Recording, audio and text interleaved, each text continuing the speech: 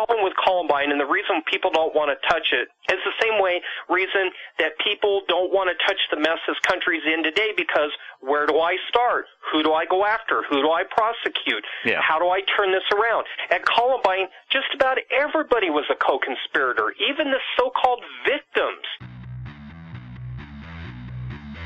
Ladies and gentlemen, beloved of America! The overwhelming theme of Columbine is a lustful relationship between the military intelligence sector of the military and the Christian ministries and the Satanism that envelops both those entities. Columbine was a satanic sacrifice. It was a sacrifice to Satan. How do you get people to want to believe that the shooting only happened over the span of 45 minutes on April 20th, when the fact is that the whole incident lasted about a day? How do you get people to do that and make them want to believe your official version of events? Mind control. You got it.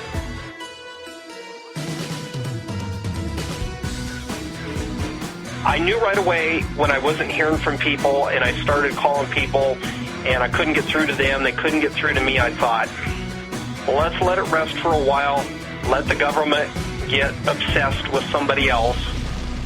You know, I'm 46 years old. I'm not going to be afraid of this government anymore. I'm sick of it. You know, I'm sick of some undercover cop showing up telling me, oh, you better be careful. I just don't care anymore. And now, ladies and gentlemen, Banal of America Audio, with your host, Tim Banal.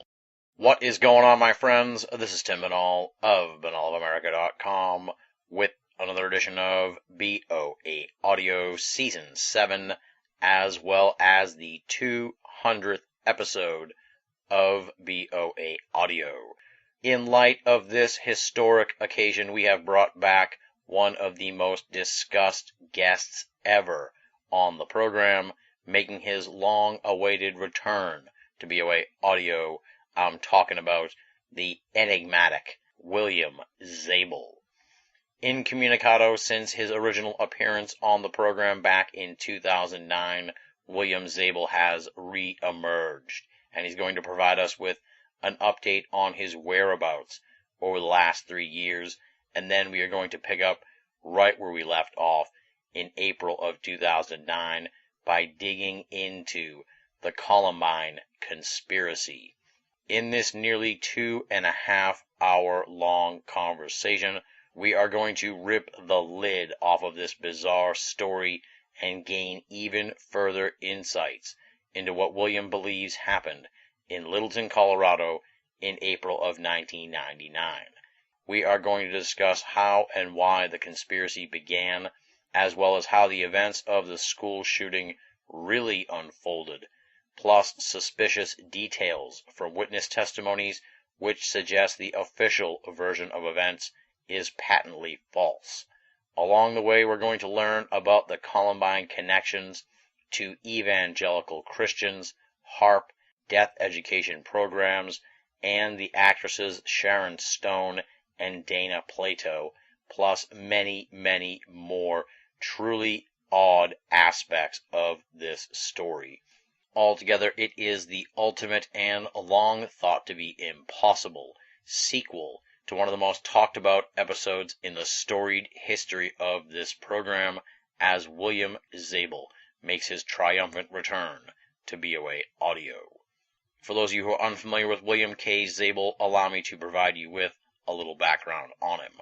William K. Zabel has been a graphic designer since 1996, working mostly with post-production graphics for television and film. He has also worked as an actor in a variety of TV shows and films, including The Adventures of Fort Fairlane, Perry Mason, and The Father Dowling Mysteries. He played a doctor in the entirely Denver-based film Nomads. Zabel has spent 20 years doing political research into government corruption, murder, mind control, and government waste and abuse. He has researched abuse by military and civilian law enforcement, including the Panama invasion, Waco, Ruby Ridge, the Oklahoma City bombing, as well as the Columbine massacre and Virginia Tech school shooting. He has also researched many paranormal events, including strange happenings at the Denver International Airport, hauntings in local Denver buildings and historical sites, and has spent time with his UFO friends, some from MUFON, staring up at the sky at night. His website is www.columbineconspiracy.com. Pretty simple, all one word, columbineconspiracy.com. Check it out. And with all that said, let's get down to business, my friends, and rock and roll. This interview was recorded on June 7th, 2012. William Zabel, talking about the Columbine conspiracy in his triumphant return to BoA Audio. Ladies and gentlemen, welcome to another edition of BoA Audio. This is not just any edition of the program, though, folks. This is the 200th episode of Banal of America Audio. Stunning. We've made it 200 shows. And we have just a tremendously special guest here for the big 200th program. He has probably been talked about at the end of the show more than any guest we've ever had on the program. His episode has been referenced by so many people who talk to me, who write to me, even randomly. I still get emails from people asking about our guest, mentioning how fantastic that program was. So after a long search for him, he disappeared on us. We couldn't find him, and I was concerned. The BoA Audio listeners were concerned. I wasn't getting any response to phone calls or emails for years. Finally, this spring, we had the break in the case that we've wanted for so long, and, it all comes together here for the 200th episode. It is really a tremendous thrill to welcome him back onto the program. Ladies and gentlemen, William Zabel has returned to BoA Audio. William, welcome back. Thank you for having me back.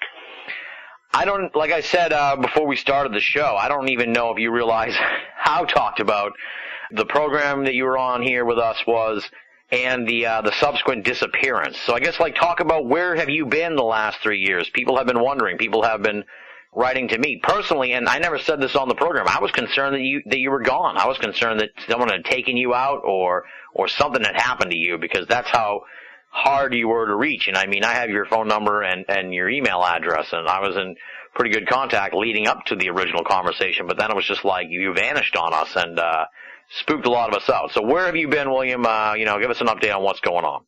Well, for me, I never went anywhere. Been working hard the past few years. I had, family problems, had deaths in the family. As far as being able to contact people like yourself and others, I didn't get emails. I didn't get phone calls. I know I've had trouble with the email system, both at my Comcast and my website. A lot of times people would try to call me, and they would get a hold of me later because I was able to meet them in person because they live here in Denver, and they'd say, Bill, we called you, we got something new on Columbine, they found a new news article, or they found, somebody who knew somebody that went to school there, and I'll say, I never got your phone call, and they said, well, we called and it was dead air, it never went to the message machine. So I would call my own home phone just to make sure, and I'll say, it's working just fine. It spooked me too, but I've been researching long enough to know that government will screw with you like this. Yeah. And it's not just government. There's a lot of private entities out there that somebody can go to and pay them to do this stuff too. Oh, really?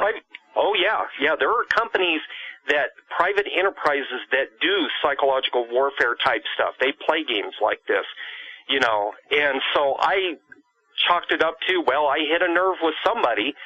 And after a while, I was like, well, I didn't get your email, so I thought, well, Tim's doing other shows, that's fine. Maybe people didn't like the show or whatever. And so I thought, well, that's fine. If people want to hear other stuff, I thought, well, I'll just keep doing the research. And, if there's more stuff I find, I'll just wait for him to call and see. And other people couldn't get through to me either. I've been on a lot of talk radio shows, and other people couldn't get through to me either. And I was always like, well, I never got your email, I'm sorry, And yeah. Finally it was like this last year, people who couldn't get a hold of me all of a sudden were able to get through, but a lot of them were calling my Verizon cell phone because I finally posted up on Facebook, and people were like, oh, there he is, and he's got another phone number. So they were calling my cell phone. I'm getting calls from these talk radio people on my cell phone. I'm like, well, you can email me or call me at home. I don't mind that. And they're like, we can't get through to you, you know. And I'm like, oh yeah, that's people been having that trouble. That's for sure. I had one contact up in Nebraska, and she would call me, and I'd pick up the phone. I'd see her name, and it would be nothing but dead air, and I'd go hello, and nothing would be there, and I'd hang up. She'd call back. I'd pick up the phone again. There was nothing. It was like dead air. Oh, jeez. That would drive me crazy. Oh, I know. Oh, God. Well, you're back now, and we're back in touch. So odd that it all came together through Facebook. One of the listeners mentioned that they saw you on Facebook, and I was like, that can't be him. He vanished. That's impossible. He's not on Facebook, and there you were. So, you know, we've all come together here. I'm excited to have you back after all these years. Yeah, and that's one of the reasons I put up the Facebook page, because people couldn't get a hold of me at home. They couldn't even get a hold of me by email. There were some people, the email got kicked back, or, you know, they would send it and they wouldn't get it kicked back, but they'd never get a response from me, and then they'd go through Facebook and I'll say, well, I never got your email. I don't know what's going on. Yeah, well, it's funny. I'll be honest. I mean, if it wasn't, if something bad hadn't happened to you, my other thought was that, like, I think William doesn't like me. Maybe he was pissed about that show, even though everyone loved it. Maybe he thinks I'm some kind of clown. So I'm glad that I love the show, and I love your website. You know, the thing is I've been a victim of conspiracies before, real world conspiracies. Nothing big involving, you know, big time government or anything like that. But, you know, we all remember growing up, there was some bully in the schoolyard that would push us, and the teacher wouldn't do anything, and the other kids would laugh, and you begin to think that people were conspiring against you. I had crap like that when I went to a Christian school. I think I told you in the email about, you know, I've got my own, I started my own World War III against, you know, evangelical Christians and Christians, period, in America. You know, I'm tired of them ripping off little old ladies and stuff. But I went to a Christian school, and I saw the conspiracy firsthand. When kids get it out for you because you're different and the teachers look the other way, you will learn what the essence of a conspiracy is, because they do exist. You know, we even have laws on state and federal law books about conspiracies. So I always tell people, if you don't understand what a conspiracy is, talk to someone who's been a victim of one, whether it be getting beat by a cop while other cops watch, or a business partner cleaning you out and, you know, nobody will do anything to help you, the law, lawyers, nobody will help.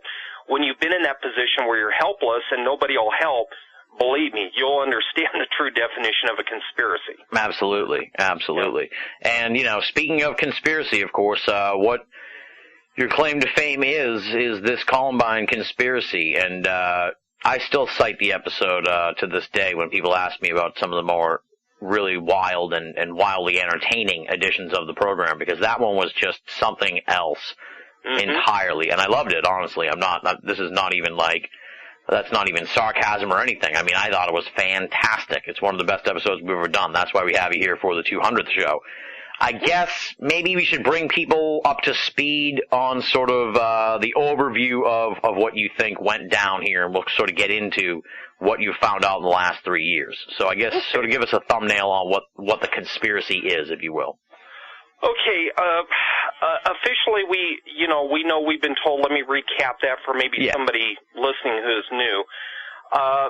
Authorities in this case, Jefferson County as well as state of Colorado, say that Eric Harris and Dylan Klebold caused Columbine on April 20th, and they killed 12 students, one teacher, and injured 25 others before they killed themselves in the library of the school a little bit after noon on April 20th.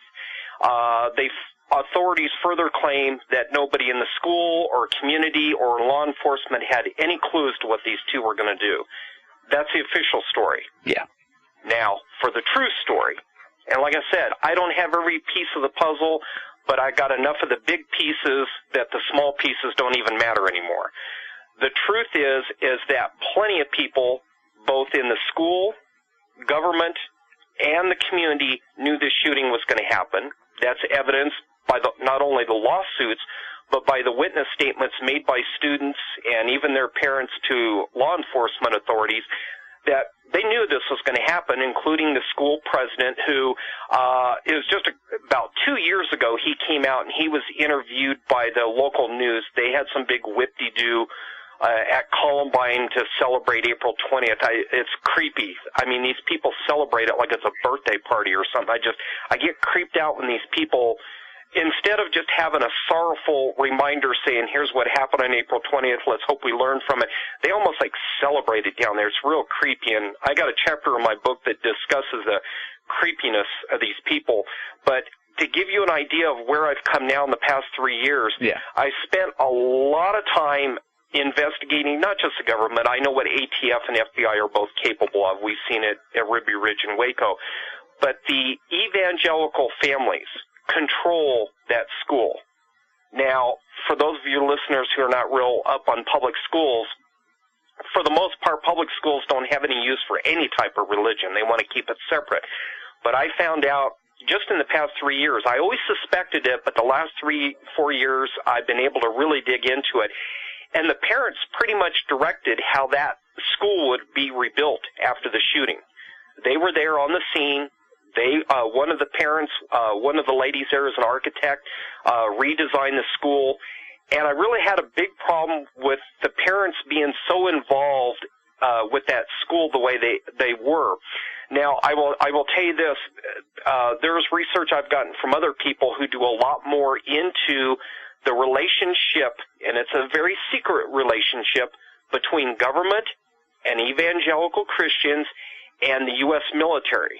And most people don't know this, but the U.S. military has always been an extreme right-wing organization with a lot of Catholic and Christian ties. Now, people might say, okay, Bill, that's fine, but what does it have to do with Columbine? I urge your listeners, if they come to Denver, to go drive through Littleton and stop and talk to the families. Ask every family, hey, Ma, Pa, what do you do for a living? Oh, well, Mom works at Lockheed, and Dad's retired Naval Intelligence, or Dad's retired Air Force Intelligence. Then you go to the next family, you find out the father was in the NSA, the mother worked for the FBI. And go all the way up and down those streets, you will find very few families that work in civilian occupations. I was told this by a guy in the military, and I don't remember if I mentioned on the last show, but he said that the Columbine community is what is known as a safe community, just like the government has safe houses for their snitches and people who are witnesses going into the witness protection program. They also have safe communities. And there was a book on mind control years ago written by George Picard, and he spoke of one up in Oregon that researchers found. And it was associated with the CIA and mind control, but it was all military families that lived in this little town all by themselves. They owned every business in the town. They owned all the homes in the town. There were no civilians that were just auto mechanics and secretaries. It's all military. Now, let me stop you for one moment. Was Klebold and Harris then, are their families connected with the government too? Yeah. Okay. Yeah. Yeah, Susan Klebold, her maiden name was Yakinoff.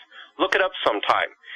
Her uncle is an Abramoff, not Jack Abramoff, but another Abramoff.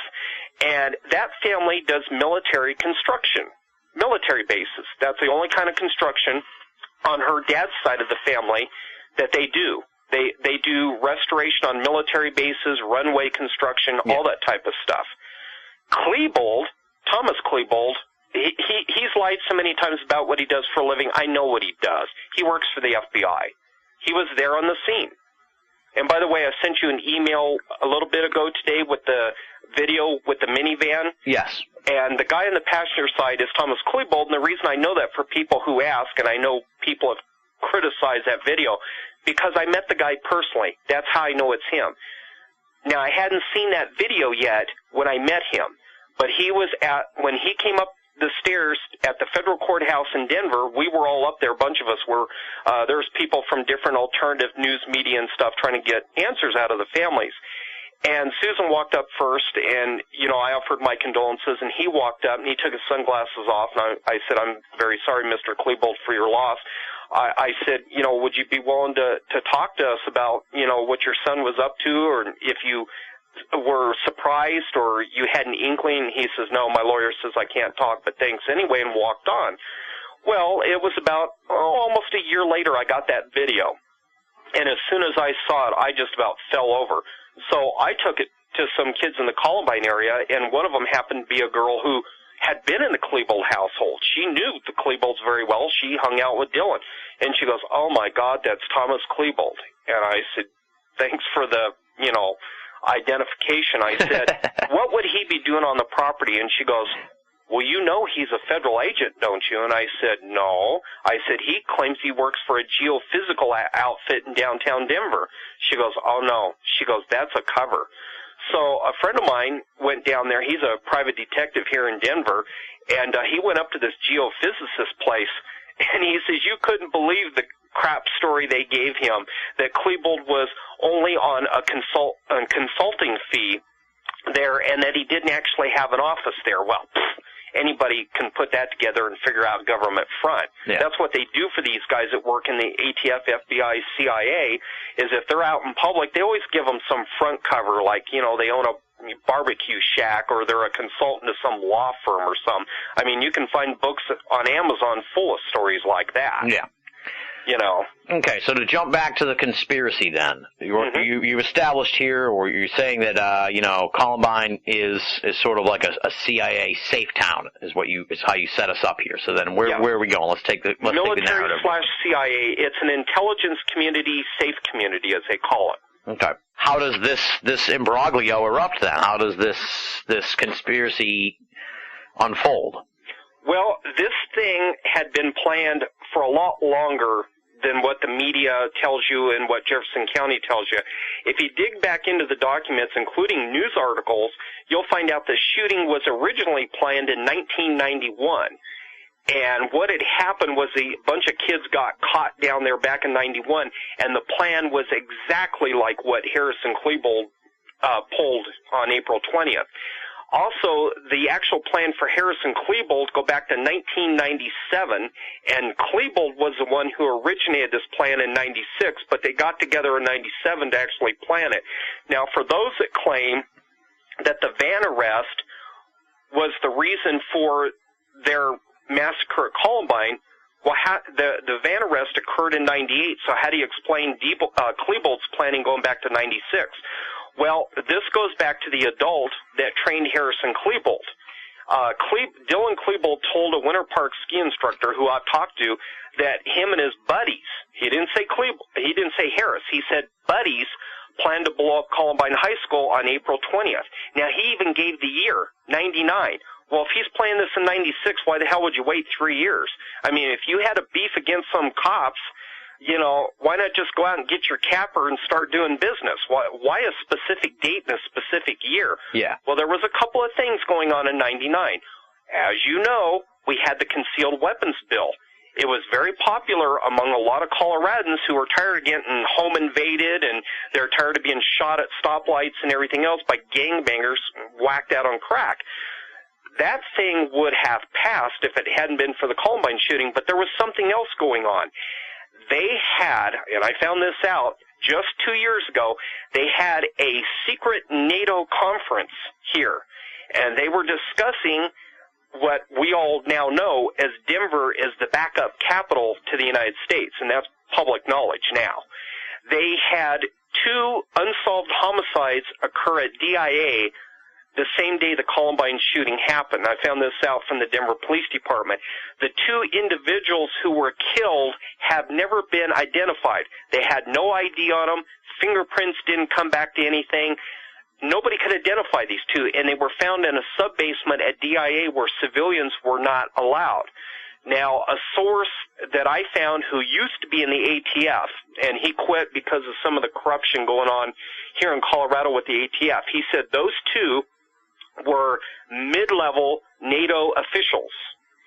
And he said that what they were trying to do and what they wanted to do, and they only partially succeeded, was that they were trying to turn Denver basically into a military encampment. Now, it gets crazy and it sounds crazy, but I've seen a lot of these NATO documents where when they come up with these ideas for military facilities and backup facilities, and as everyone knows, Denver is a backup capital, they try to get all the businesses and everyone locally on board, and it wasn't working. There's just so many people here that know about the New World Order that they're saying, you people need to go away. This is America. Get out of here. I think that Columbine covered for what they were doing, but there was something else that was going on too. And like I said, Columbine wasn't caused for one reason. Anytime the government goes out to do something crazy like this, they want to get a package deal. You know, they want to package everything.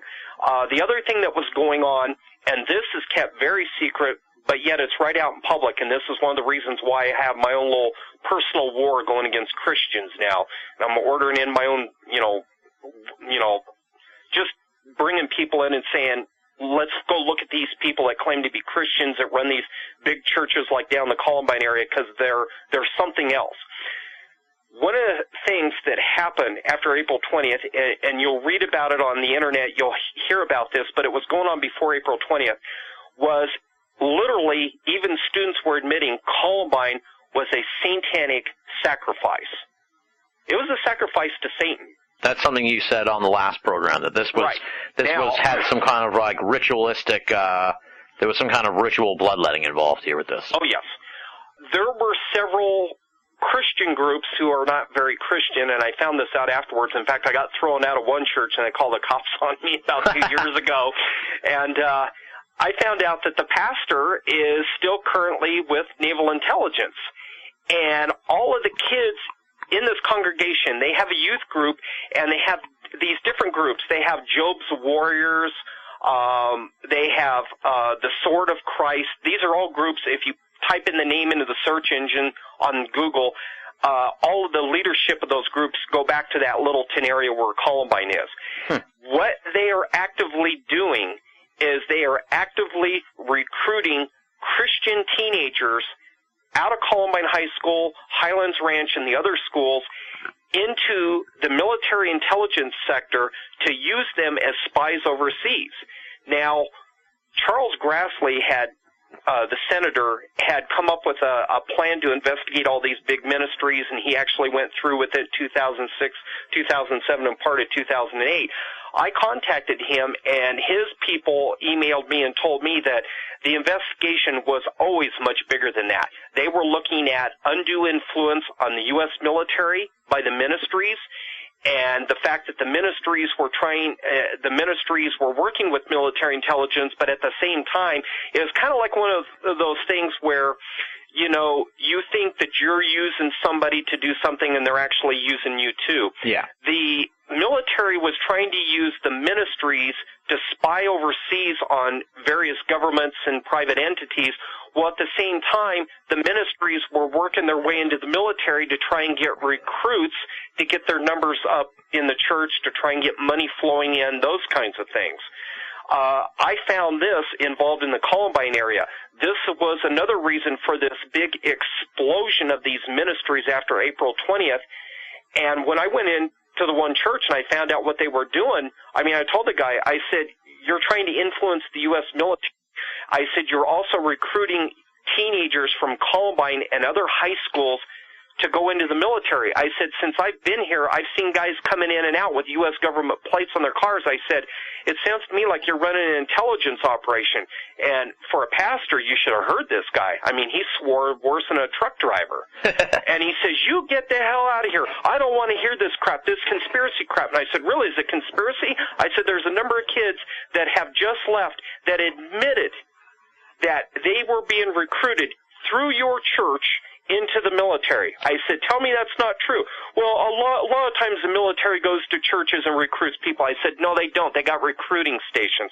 I said, anytime the military recruits outside of a recruiting station, other than just going into your high school and handing out pamphlets, they've got an ulterior motive. And I said, I know because I've seen it before. And boy, he got mad. So, I mean, I basically got the boot.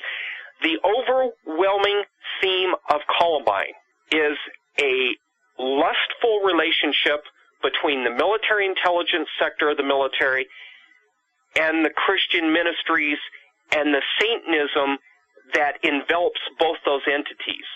Satanism is very big in the big Christian ministries, and we also know it's very big in the military. And they create these incidents like Columbine to galvanize people and say, oh, look at that shooting, kids died, you need to come to Christ, you need to do this, you need to do that, you need to give me money, by the way, too. I found through looking through records from both the military, financial records, and looking through records of these big Christian ministries, that this is a big back-patting episode. They're all patting each other on the back, handing each other money, and the military is giving these ministries money to prop up their numbers, to recruit kids into military intelligence, and the money is going both ways. I mean, this is like Iran-Contra. There's money going everywhere. And Columbine is directly connected to Focus on the Family and all those ministries down there in Colorado Springs. And my God, if I was to get involved with that, my website, I'd have to go to my own server. Between the documents and what I could tell people of that sick relationship between the Air Force Academy and Focus on the Family and other ministries down there, it's mind-numbing. I mean, it will blow your mind at just how corrupt this is and what they're doing with these Christian kids. I've got articles related, kind of quasi to Columbine. One kid had a friend who went there in 99.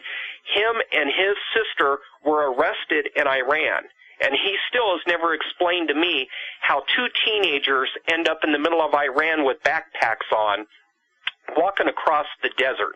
That just doesn't happen. Yeah, that's weird. And I suspect that him and his sister were working for the CIA or the military. They were spying on Iran's facilities when they got caught.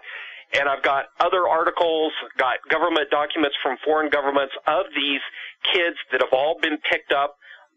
They're not all from Colorado or from the Columbine or Colorado Springs area, but they're from other areas around the country where these evangelical conclaves are. And they're all getting busted by foreign governments for spying. Now, of course, our government says, oh, no, they were just some tourists. I'm like, you think so? Or do you think it's possible that they're working for the military, considering they found their way into an area of those countries that civilians can't go, and especially foreign citizens can't go? Yeah. You know, so to give Columbine the overriding purpose, why it happened, is multiple. One, satanic sacrifice to Satan. Two, to galvanize the evangelical community and Colorado to get behind all this nonsense of let's eliminate guns, let's have uniforms in the school, let's get the kids to start volunteering their time so they don't think about shooting schools. Well, go pull documents from any school district. What are they doing to get these kids to volunteer? Take a wild guess. Go work with your local police officers. Go work with the FBI and the ATF to spy on your neighbors and stuff. Believe me, long before Homeland Security and all that crap came about, they were already doing that stuff with the high school kids, and they were using these school shootings as the excuse to do it. Wow. To spy on kids, to spy on their parents. I've got so much stuff, I've had to put it on Blu-ray so I can have it all in one spot. I got one Blu-ray disc just full of this stuff, PDA documents. And by the way, for your listeners, anybody that wants the Columbine stuff, don't pay Jefferson County $3,000 for all the documents, because that's what they want. You can get it from me for free. Jefferson County can't touch you because the federal court's already ruled that those documents belong to the taxpayers. Nice, nice. Now, when we talked originally, one of the big things that you said that kind of became like a signature of the show, which was just so unbelievable when I heard it, was that you were under the impression in 2009 when we talked, that the shooting incident, that whole thing began actually the day before and was actually a hostage situation that then erupted in the media the next morning. Are you still of that opinion, or have you adjusted that?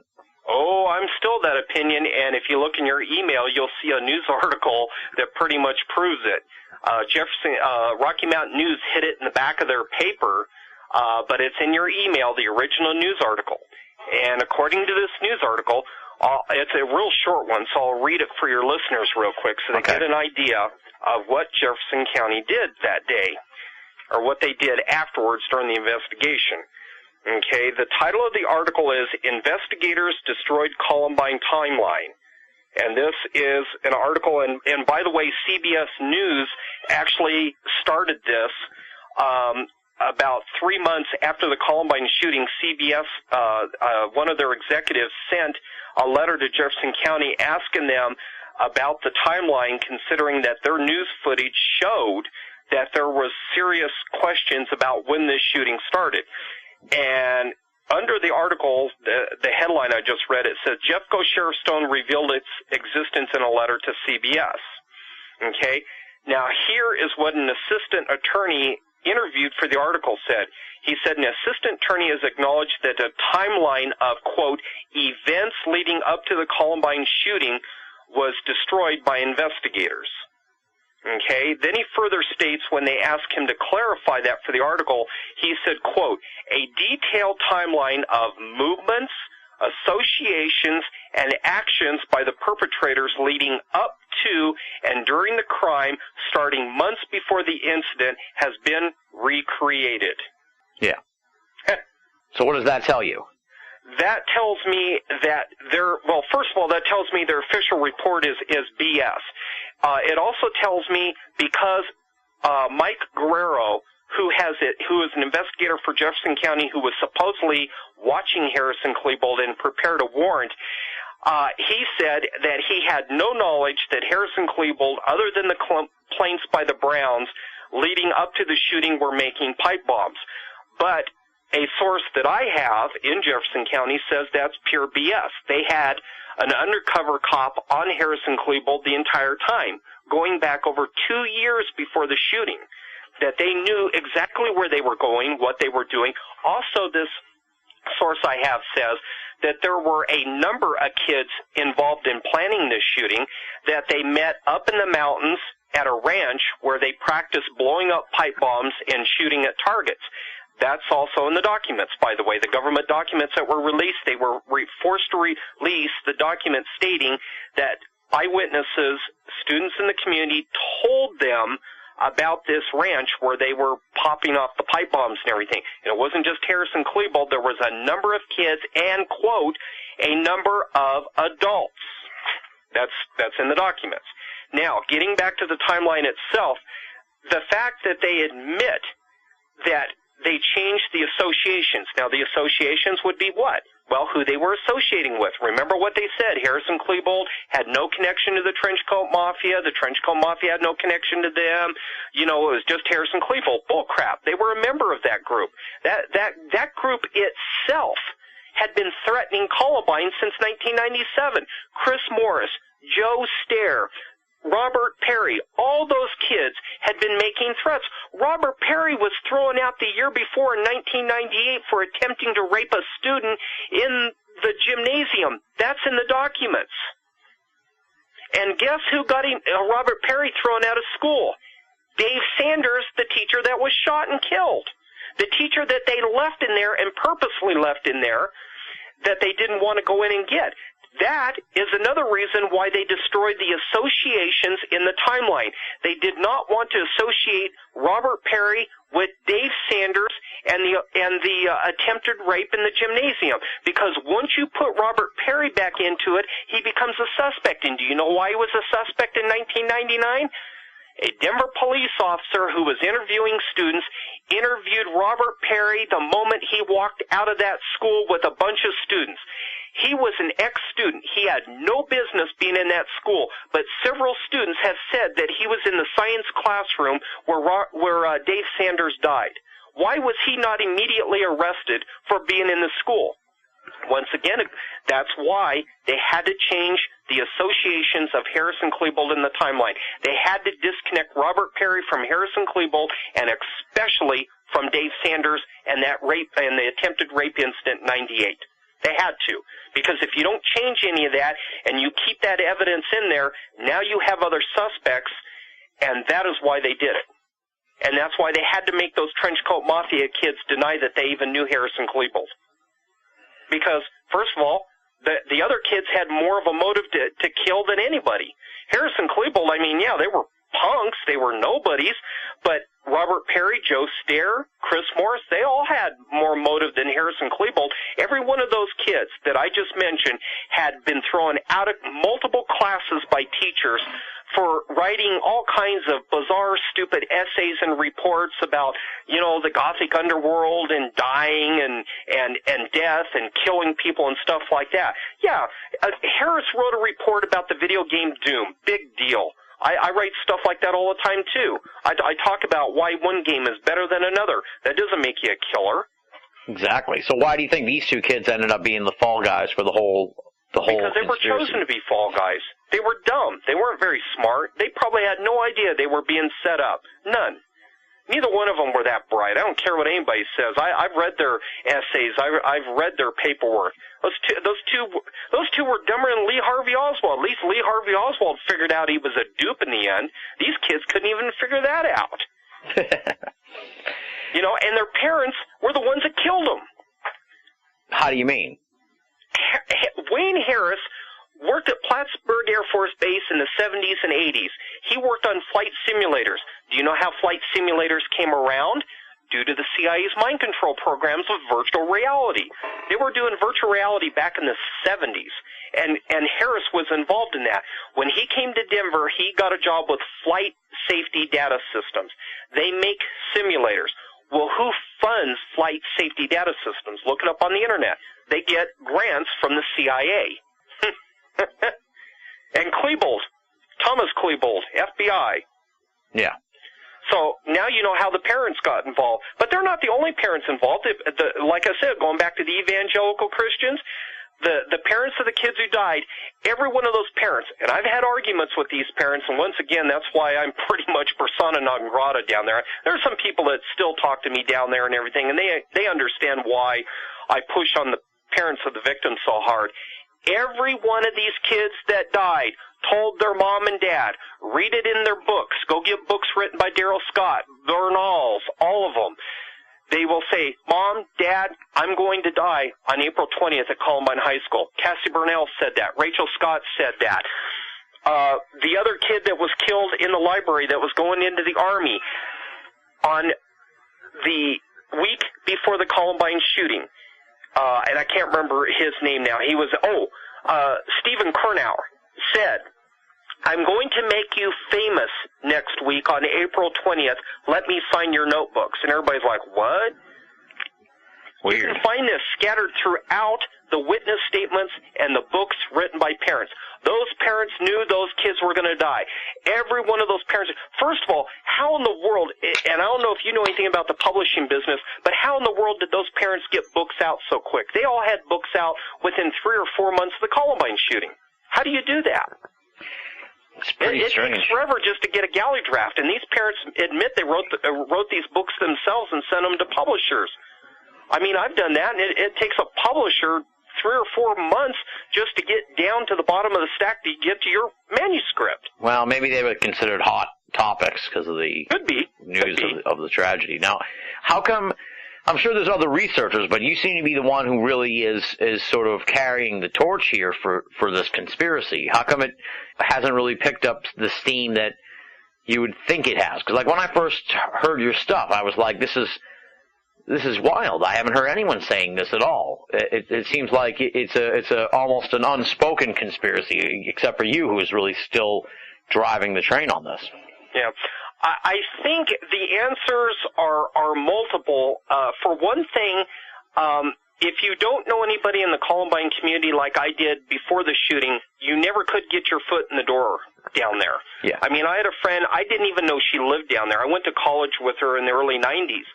And after the Columbine shooting, she called me. It was that night, in fact, and she goes, oh, did you hear about this? And I said, yeah, another school shooting. And she goes, oh, no, Bill. She goes, you need to talk to my daughter. And she put her daughter on the phone. She goes, I graduated last year, but she goes, Bill, this is nothing new. Everybody knew this was coming. And I'm like, what? And she goes, oh, yeah. And she started giving me names and stuff. And I said, well, can I talk to those people? And she goes, well, let me call them first. And that's how I got started. Now, if you were a researcher that came in out of the cold and didn't know anybody down there, forget it. They just shut the door in your face. Yeah.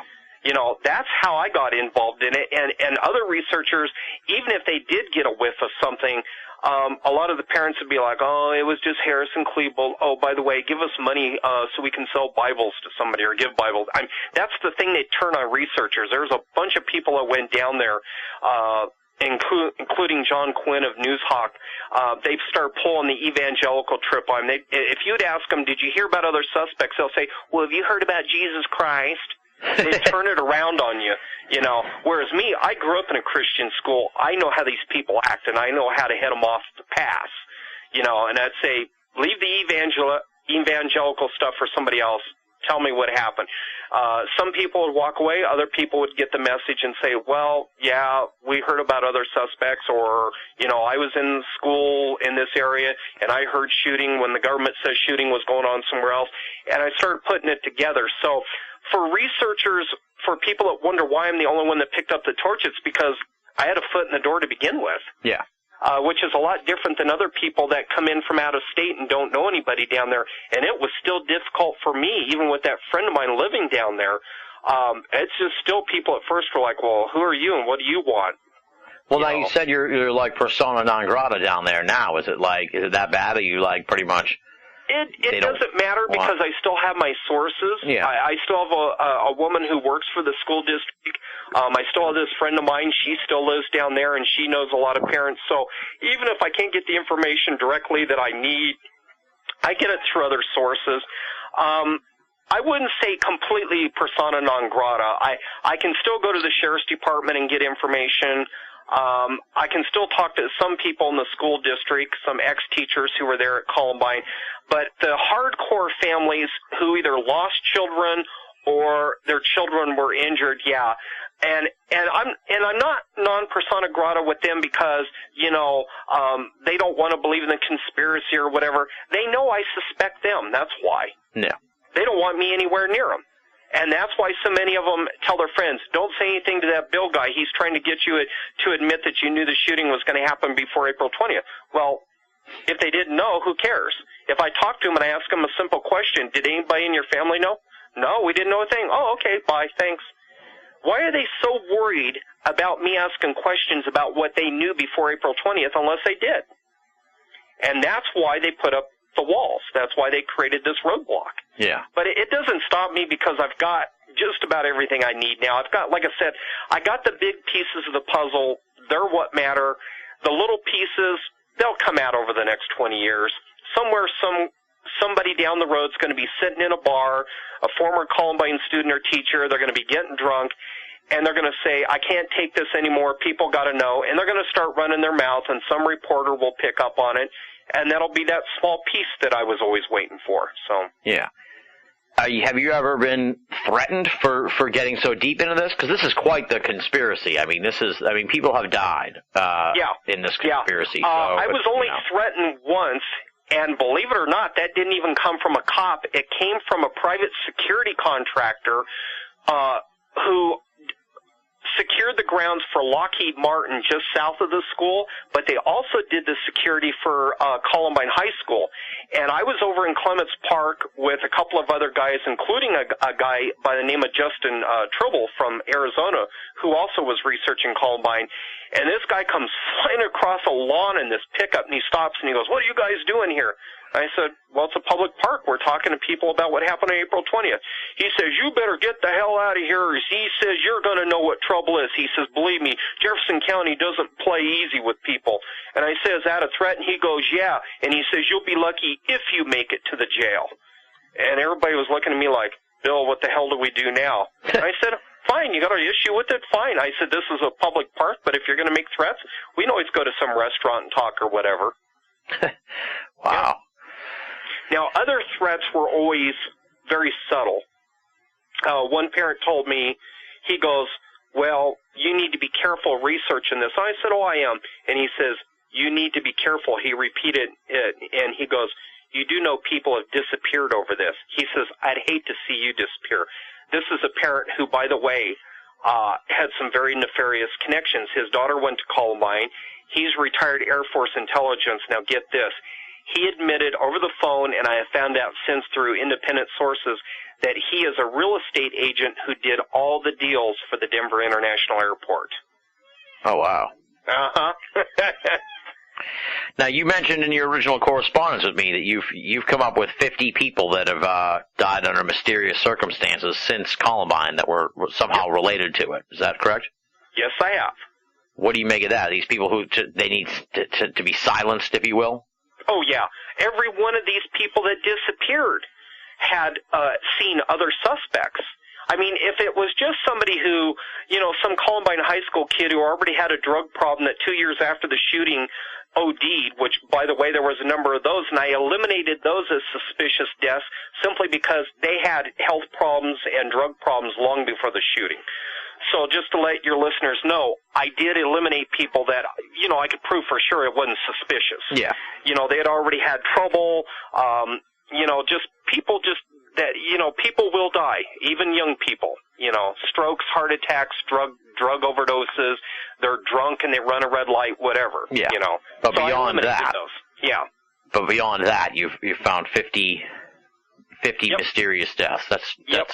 overwhelming. Yeah, the first big one was a guy by the name of Antoine Johnson. He was a friend of Michael Scholl's. They both were music producers together in Hollywood before Michael Scholl's moved out here. Antoine Johnson was a multimillionaire with a lot of connections in Hollywood. He was going to put together his own investigative unit. He had already been in contact with private investigators, retired cops, all that kind of stuff. There's a couple of Rocky Mountain News articles on this. And he was killed at the Crystal Rose Rental Hall. It's a place that, bands rent to do mini concerts. He was killed in the parking lot with a single shot to the head by somebody doing a drive-by. They never found the shooter. No, there was people in the parking lot that said that the vehicle had no license plates on it. A driver and someone on the passenger side, and to drive by somebody and to make a perfect headshot. And I talked to the detective that was involved in the case, and he thought it was suspicious too. He says to make a headshot while driving by is you got to be good at what you do. Yeah. He's the first one. The next one was a personal favorite of mine. I had talked to her for years before the Columbine shooting. Vicki Buckley. She was a Secretary of State. Very good woman. She was an incredible woman. She stood up for the Second Amendment concerning, the right to carry concealed and all that in Colorado. She was all for it. Vicki Buckley as well was going to ask the governor and the Congress, the state Congress, to open investigation. Not that crappy stuff that the former governor, Bill Owens, did that had no law enforcement power. She actually wanted one with subpoena power. She was going to subpoena the cops. She was going to subpoena the parents at the Columbine community, all that down there. She was found dead by her husband. Now, her husband, Todd Newsom, he was a real character. He was involved in all kinds of scummy land deals in Denver. You can find on the Denver Post website now because Rocky Mountain News is gone, but he was involved in all kinds of stuff. He actually found her alive but waited 3 hours to call 911.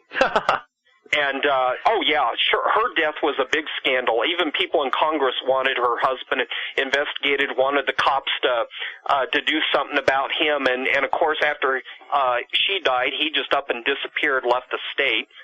Suspicious there. Wow. So she's definitely a suspicious death. No one doubts that. I mean, the medical examiner and the cops admit that this guy waited for 3 hours before he called 911. That's admitted in the news article. The next one is Corey Hager. His statement was omitted from the Jefferson County documents. Now, they claim originally that they never interviewed this student, but they did. But he just has a header page with no statement. He was killed in a one-car accident in 1999. Now, his sister said that he was off campus and didn't observe anything, but they have what they call a matrix in the documents. Yeah. And in that matrix, they have it listed of students who saw other suspects, and he is listed as having seen a suspect leaving the school grounds. That's why I leave him in there, even though later on his sister says, no, he didn't see anything, because they have him listed when he left the campus, he saw somebody with a gun leaving the campus. So that's why I have him in there. Another famous one is Carla Hochhalter, whose daughter Anne-Marie Hochhalter was injured at Columbine and is she can't use her legs. She's in a wheelchair to this day. Several people have talked to Anne-Marie Hochhalter. I was able to talk to her for a few minutes, not very long. Her father was trying to get her out of the room. It was over at the Jefferson County open space, and she admitted that, quote, the guy that shot at her was neither Harris nor Klebold, but was a man who was dressed, quote, like a cop or firefighter that shot at her. Weird. Yeah. Now, she told her mother this. Now, her mother had a lot of issues, mental issues. She'd been in and out of mental hospitals. But the reason that I find it very suspicious that she died, she went into a gun store. It was a suicide. She asked to see a gun, a .38 special. She loaded it, then shot herself. Now, people on the surface say, okay, fine, that it probably is a suicide. The problem I have with it is a couple of things.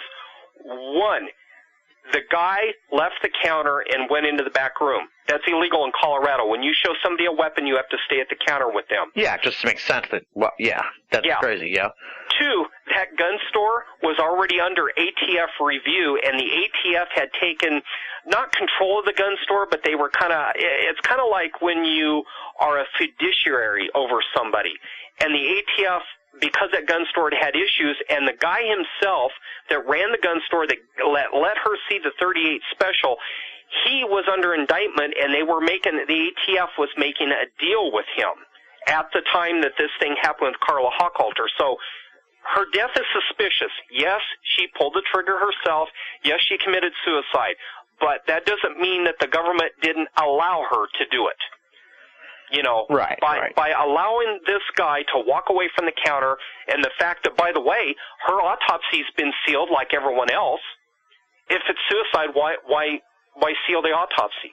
There's no reason to. Yeah.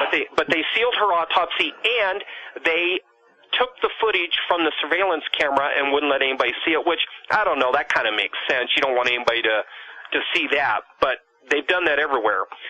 The next one is Nicholas Kunzelman and Stephanie Hart. Stephanie Hart, she saw a man, quote, with a black face mask on running through the halls of Columbine High School. When asked, she said, I couldn't recognize him as either Harris or Klebold. He looked older than high school age. Nicholas Kunzelman didn't see anybody, but the problem with Nicholas Kunzelman is he was good friends with Rachel Scott, and Rachel Scott used to work at Subway. And the local rumor is, from the kids I've talked to, is Rachel Scott told Nicholas Kunzelman a lot about what Harris and Klebold were going to do. Now get this, they were killed at Subway. It was one shot each to the head, again, headshots, shot from the roof of King Soopers, which is right across the parking lot, downward into the Subway. The doors were locked, no money was taken, but the shots were made from the roof of King Soopers, and I was over there a couple of days after the shooting happened. They let us get up on the roof of King Soopers. I looked down there. You would have to be a professional to make that shot. Yeah, and no motivation. Otherwise, like, why would... I take it they never caught the guy who did it, right? Nope, never caught him. My goodness. You got to be careful out there, Bill. I'm telling you. Yeah. My goodness. So that's just like 5 or 6, but you've got like up to 50 people that this sort of scenario has unfolded for them. Mm-hmm. You've got another one is Greg Barnes, who talked to Sports Illustrated, and he claims he saw Dave Sanders got shot, and he could identify the suspect, but he never said in the Sports Illustrated article whether it was someone other than Harrison Klebold. He was found dead. He hung himself in the basement of his parents' house. No autopsy released. Teresa Miller was a teacher who was in the room with Dave Sanders. She told the Jefferson County Sheriff's Department that she did not want to talk about the suspect who shot Dave Sanders. She ended up dead of cancer, even though her own husband said there was never any history of cancer. It suddenly came on. Boom, she was dead. Jonathan Ladd was a small plane pilot who was at Columbine High School that day. He was a student. He said that there were multiple suspects in the school. He talked about how people knew this was coming.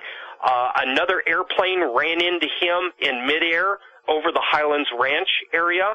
NTSB investigation was classified.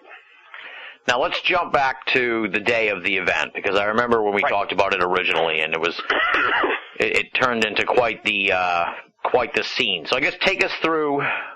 We've heard the official version.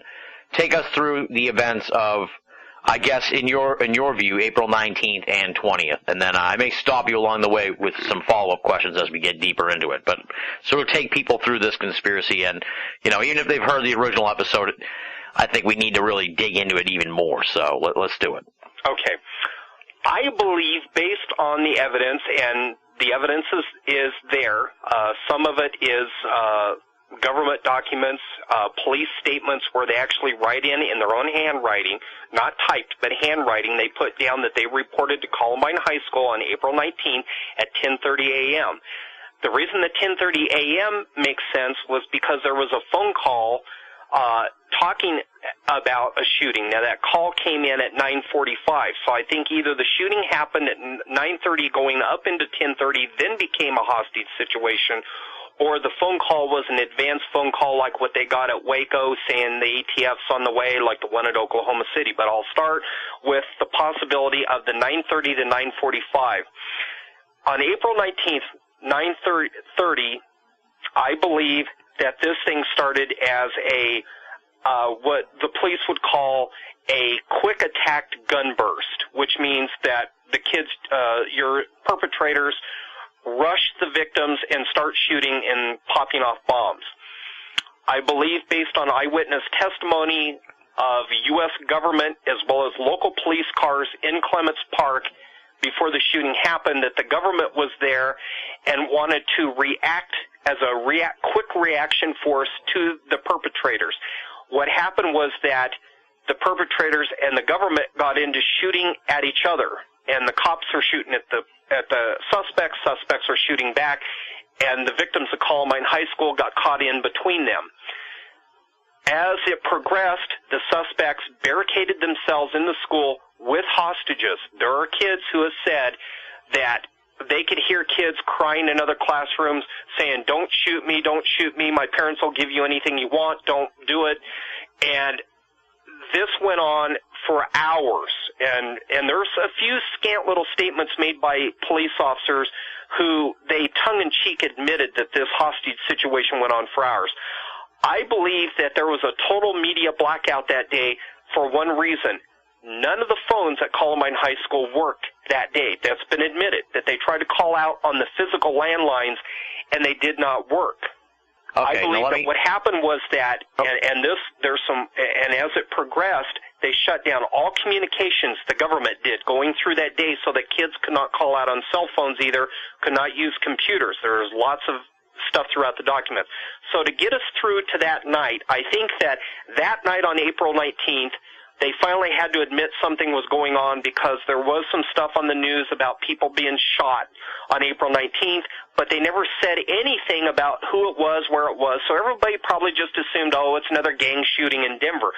And I've talked to people in the news media, and they said, well, yeah, we were getting reports of some kids being shot, but we had other big news stories, so we went on the night of April 19th. So I figured that the media at that point was not involved in the cover-up. They just hadn't gotten any information. All they knew is somebody called in and said, some kids got shot on April 19th.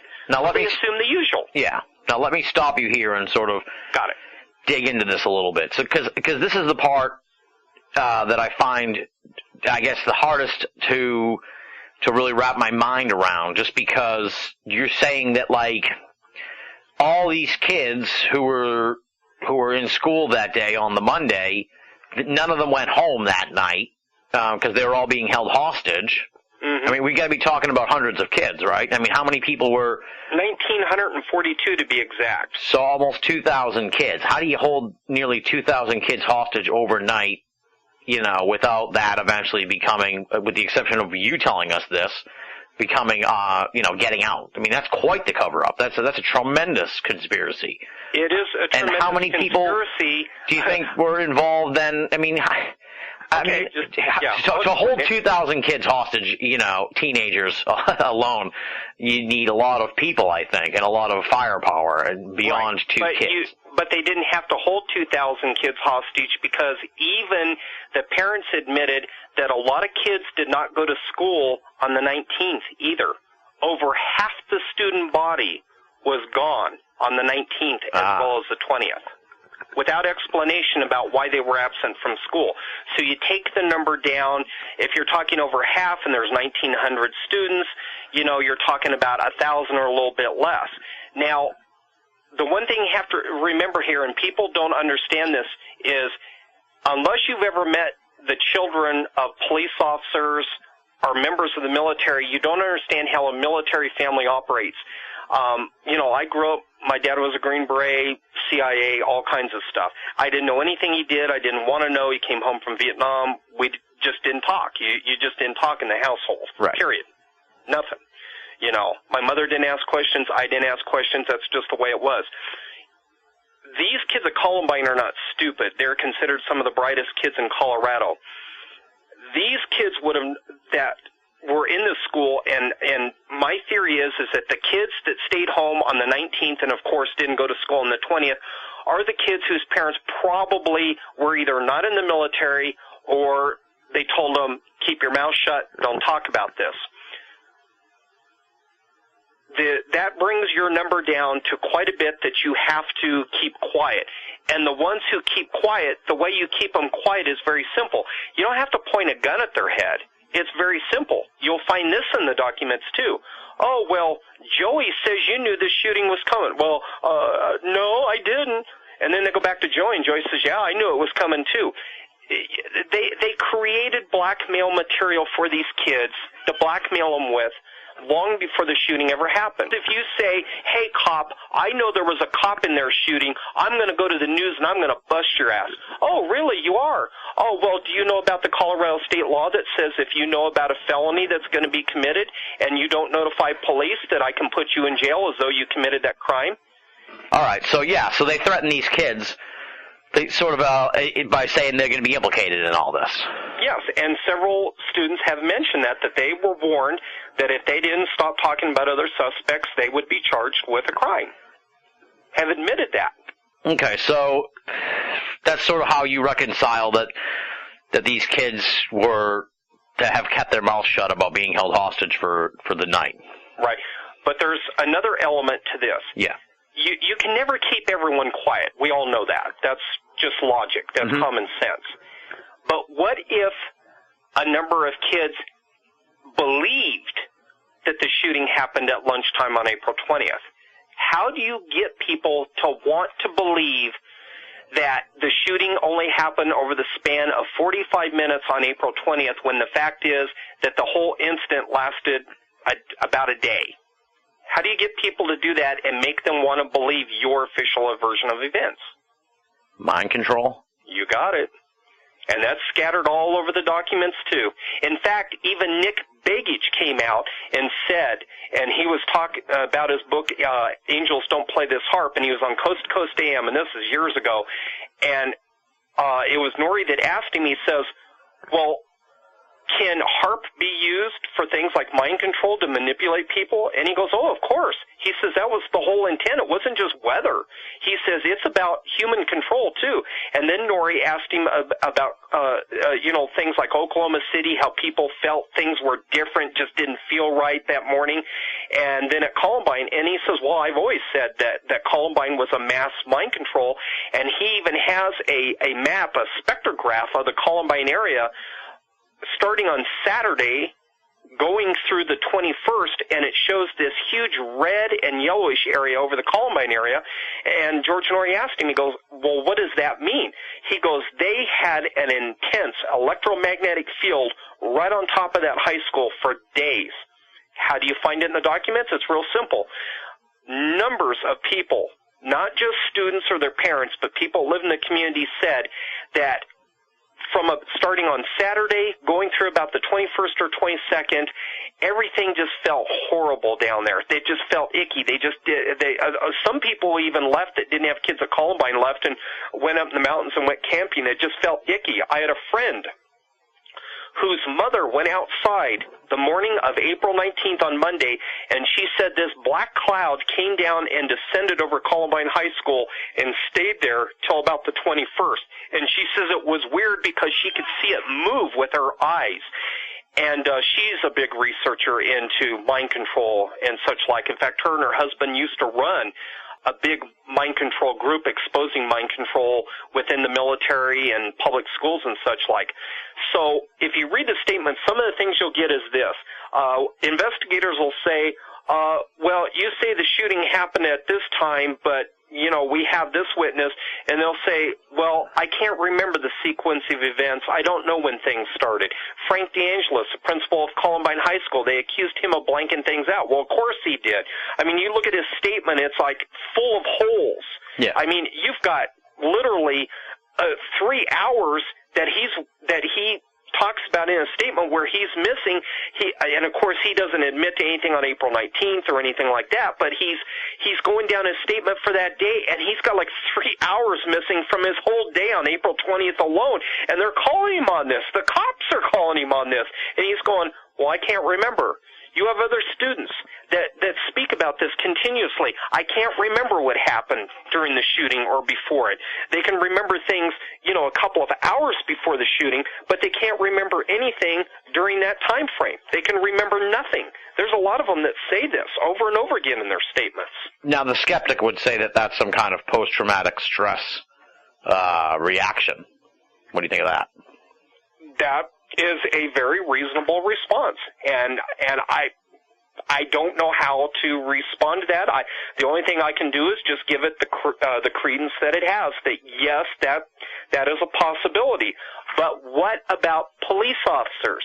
They're trained. They see dead people every day. Yeah. Auto accidents, school shootings. What about the cops that can't remember?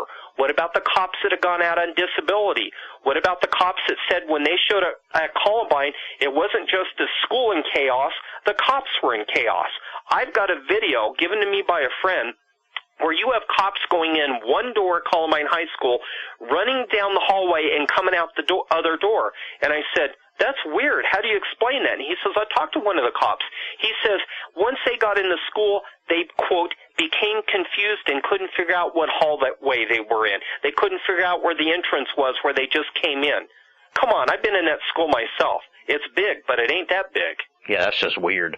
Yeah. So, okay, so we're in the hostage situation now. I asked before, I don't think we clarified this, like how many, in the instance where this all unfolds, in the beginning, how many people are involved here beyond the two kids that are pinned as being responsible? I believe it looks like the numbers are right around 20.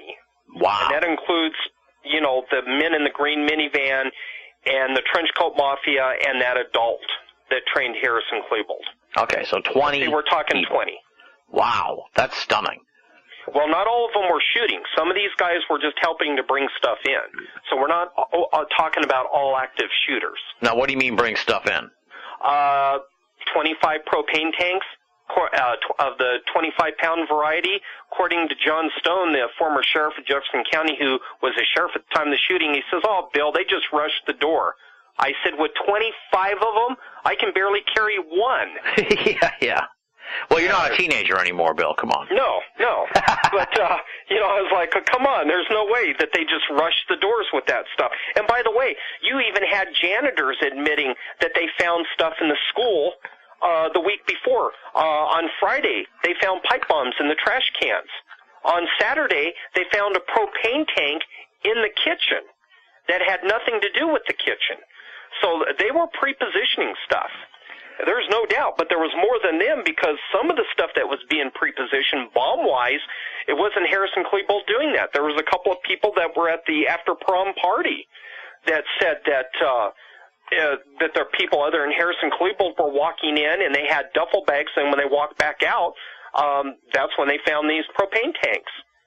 They found a number of these items. I talked to a cop who said he, quote, found a fuel air bomb in the kitchen, and it was not there when they did the first SWAT search of the school. It was not there. He says they didn't find it till they went back in on the 21st. And I have a woman and an Arapahoe County Sheriff's deputy that both said that the ATF was seen carrying this huge, and it was made of aluminum, just, plain aluminum, not painted, device into the school on the 21st. Into the school? Yes. Why? Blow it up, get rid of the evidence, and by the way, what I just told you is in the documents. Multiple witnesses saw these ATF agents go into the school, quote, carrying something. It's in the documents. I'm not even quoting out of thin air. I'm quoting out of the documents. All right. Now, I'm not... That wasn't a pejorative why. That was just actually inquisitive. Trying to wrap my mind around this. Oh, I think the government need to get rid of that school because with the bullet holes in the walls and the destruction from the pipe bombs and everything, I think, well, the FBI came out on the night of April 20th and told the local news, and I talked to the newscaster who talked to the FBI, and she said the FBI told her that, quote, based on the propane tanks and other bombs found in the school and the construction of these devices, and I'm quoting her directly, she says that the FBI doubts that the pair made it themselves, these bombs. Yeah. They found mercury switches on the bombs. That was reported the night of the 20th. And, of course, everybody said, mercury switches, you can go to Home Depot and get those. I said, excuse me, police specifically said, SWAT officers in their statements, quote, military-style mercury switches. So when somebody says, oh, they just went to Home Depot, I'm like, no, read the SWAT reports. They say in the SWAT reports, military-style mercury switches. Okay, so we've got the 20 people there. They're holding these kids hostage. It goes through the night. Mm-hmm. The next day, this thing explodes, no pun intended, right, into the mainstream media and into the consciousness, I guess you could say, of the people.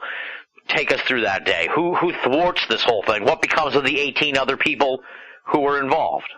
You have a number of statements by witnesses that can prove conclusively that these other suspects were able to escape the school.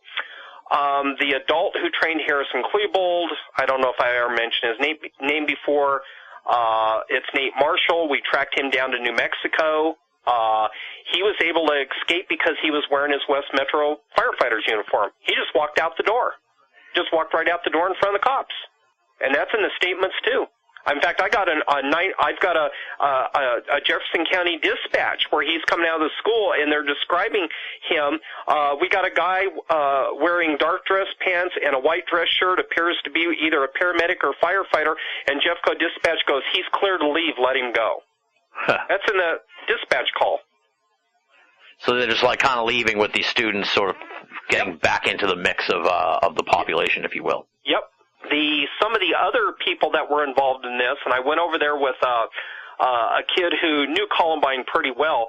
They have underground tunnels under Columbine High School that come up in the dugouts of the baseball field.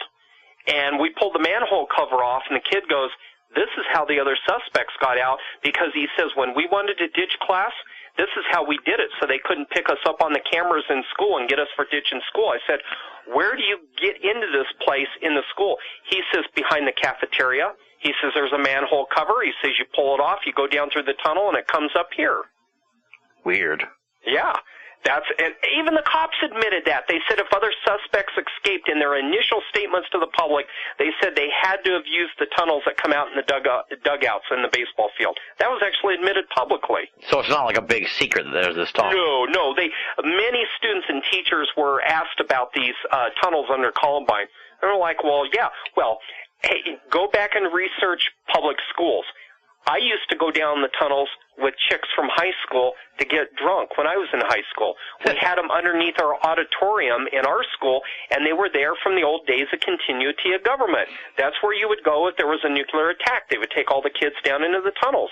All schools built before 1982 have those. All of them do. That's true, actually, because the high school I went to had a massive basement that was just tremendous. You could fit like a couple thousand people under there. Yeah. So. Yeah, my high school had it too. Yeah. They just had secret ways to get in, so they figured if the Ruskies invaded, they wouldn't find the kids. The nuclear fallout shelter in the schools was different. You know, they had the sign up there, like in the public buildings. But in a lot of the schools, there were actually like, if you had like an auditorium or something, ours was a trap door. You had to remove the trap door and then go down in there. Then once you got down into the tunnels, they became rooms. And yeah, we used to go down there and get drunk all the time. Okay, so then what becomes of so we have the other suspects escaping.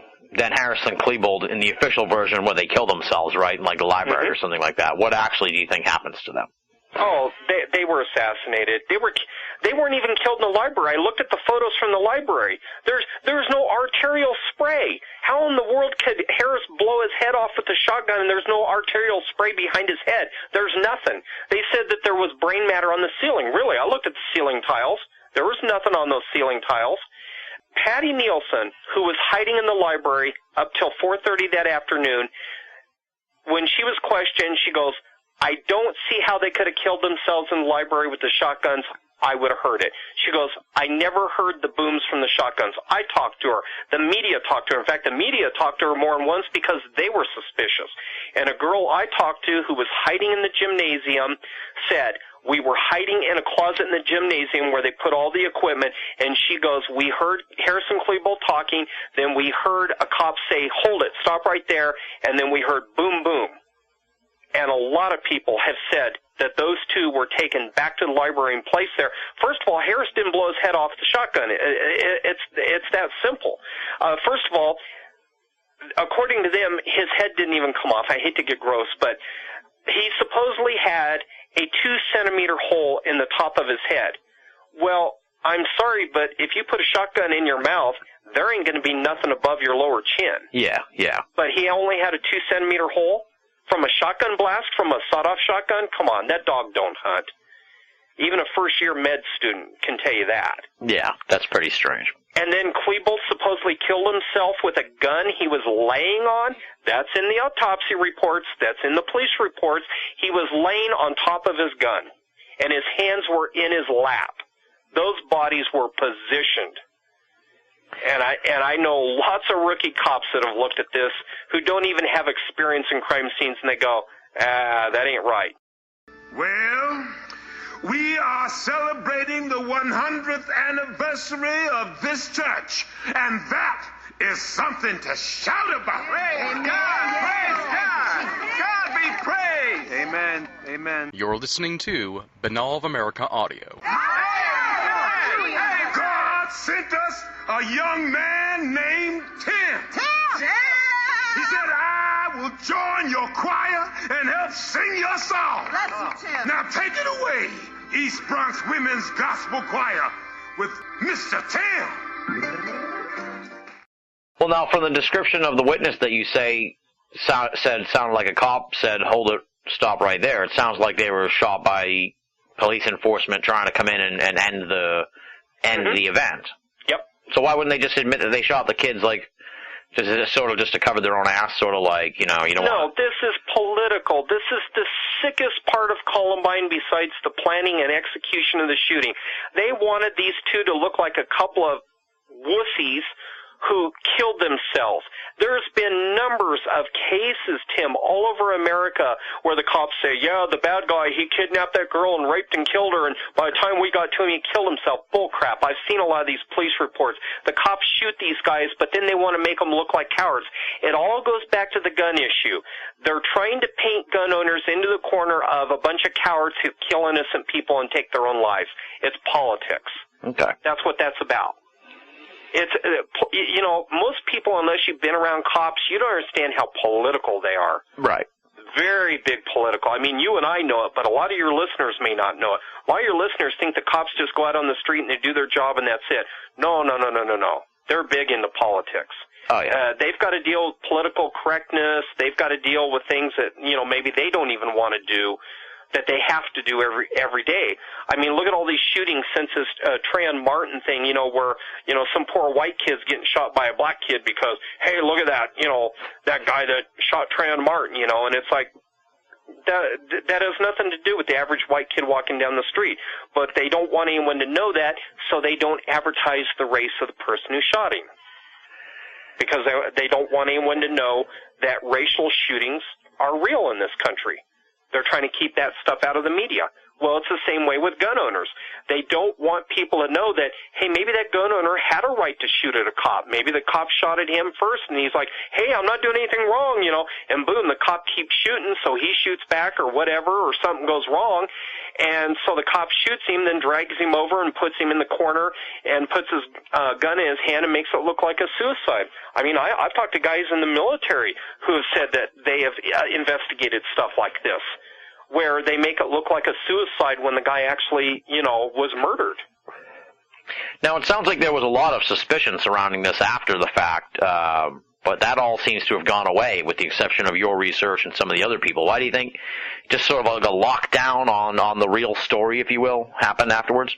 Yeah, it was a lockdown on the real story, but a lot of people who were looking into this didn't exactly have squeaky clean backgrounds. And, I think they went to a lot of these people and said, well, we know 20 years ago, you used to do drugs and beat your wife. I mean, a lot of the researchers I met, they're nice people, but they have had things in their past, that are not good. Not horrible things. They didn't go out and murder anybody, but, maybe they did drugs and almost OD'd, or, they wrecked their car while drunk or something. And a lot of those people, they don't really want that laundry aired, and I think that the government does what they always do. And I got a cousin who's in the OSI in the Air Force, and he says, Bill, if I can find something on somebody, he says, I use it on them all the time. He says, I can get people to talk just by going into their past and finding their alcoholism or drug abuse or the fact that they backhanded their wife at one point, didn't want anybody to know. He says, I can get anything on anybody.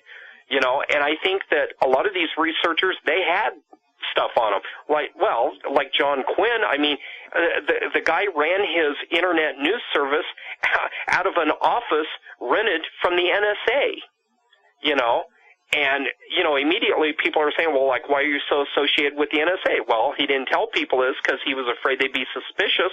He was a contractor. He was a consultant to the NSA on internet and computer security. He just did this research into the New World Order on the side. Well, I mean, he could be innocent. He could be telling the truth, but what would people think? Oh, you're working for the NSA. Oh, yeah, you're just trying to keep people and go in different directions. Other researchers, like this guy I talked about, Justin Tribble, they finally set him up and put him in jail. Yeah. And because he wouldn't shut up either. I mean, he was doing work for years. He even wrote a book about Columbine, and the FBI went in, got all his books off of Amazon. If you go up there now, you can still find his book, but it's out of print now. I think you can order some used copies, but he wouldn't shut up, and they went after him. And with me, I just told him, I said, yeah, a long time ago when I was in college, I got drunk and got a driving while impaired ticket. There you go. Now you know who I am. I used to work in the music industry. I was an actor for a while. Yeah, I chased bimbos like Paris Hilton. There you go. They don't have anything on me that I haven't already run my mouth about in public. There you go, exactly. Yeah. Yeah. Well, yeah, you already told me you were drinking in the basement of your high school, so it's all good. Yeah, we had some hot cheerleaders, Free beer will get you what you want. That's the truth. Yeah. What kind of new stuff have you come up with in the last 3 years beyond the people that have disappeared?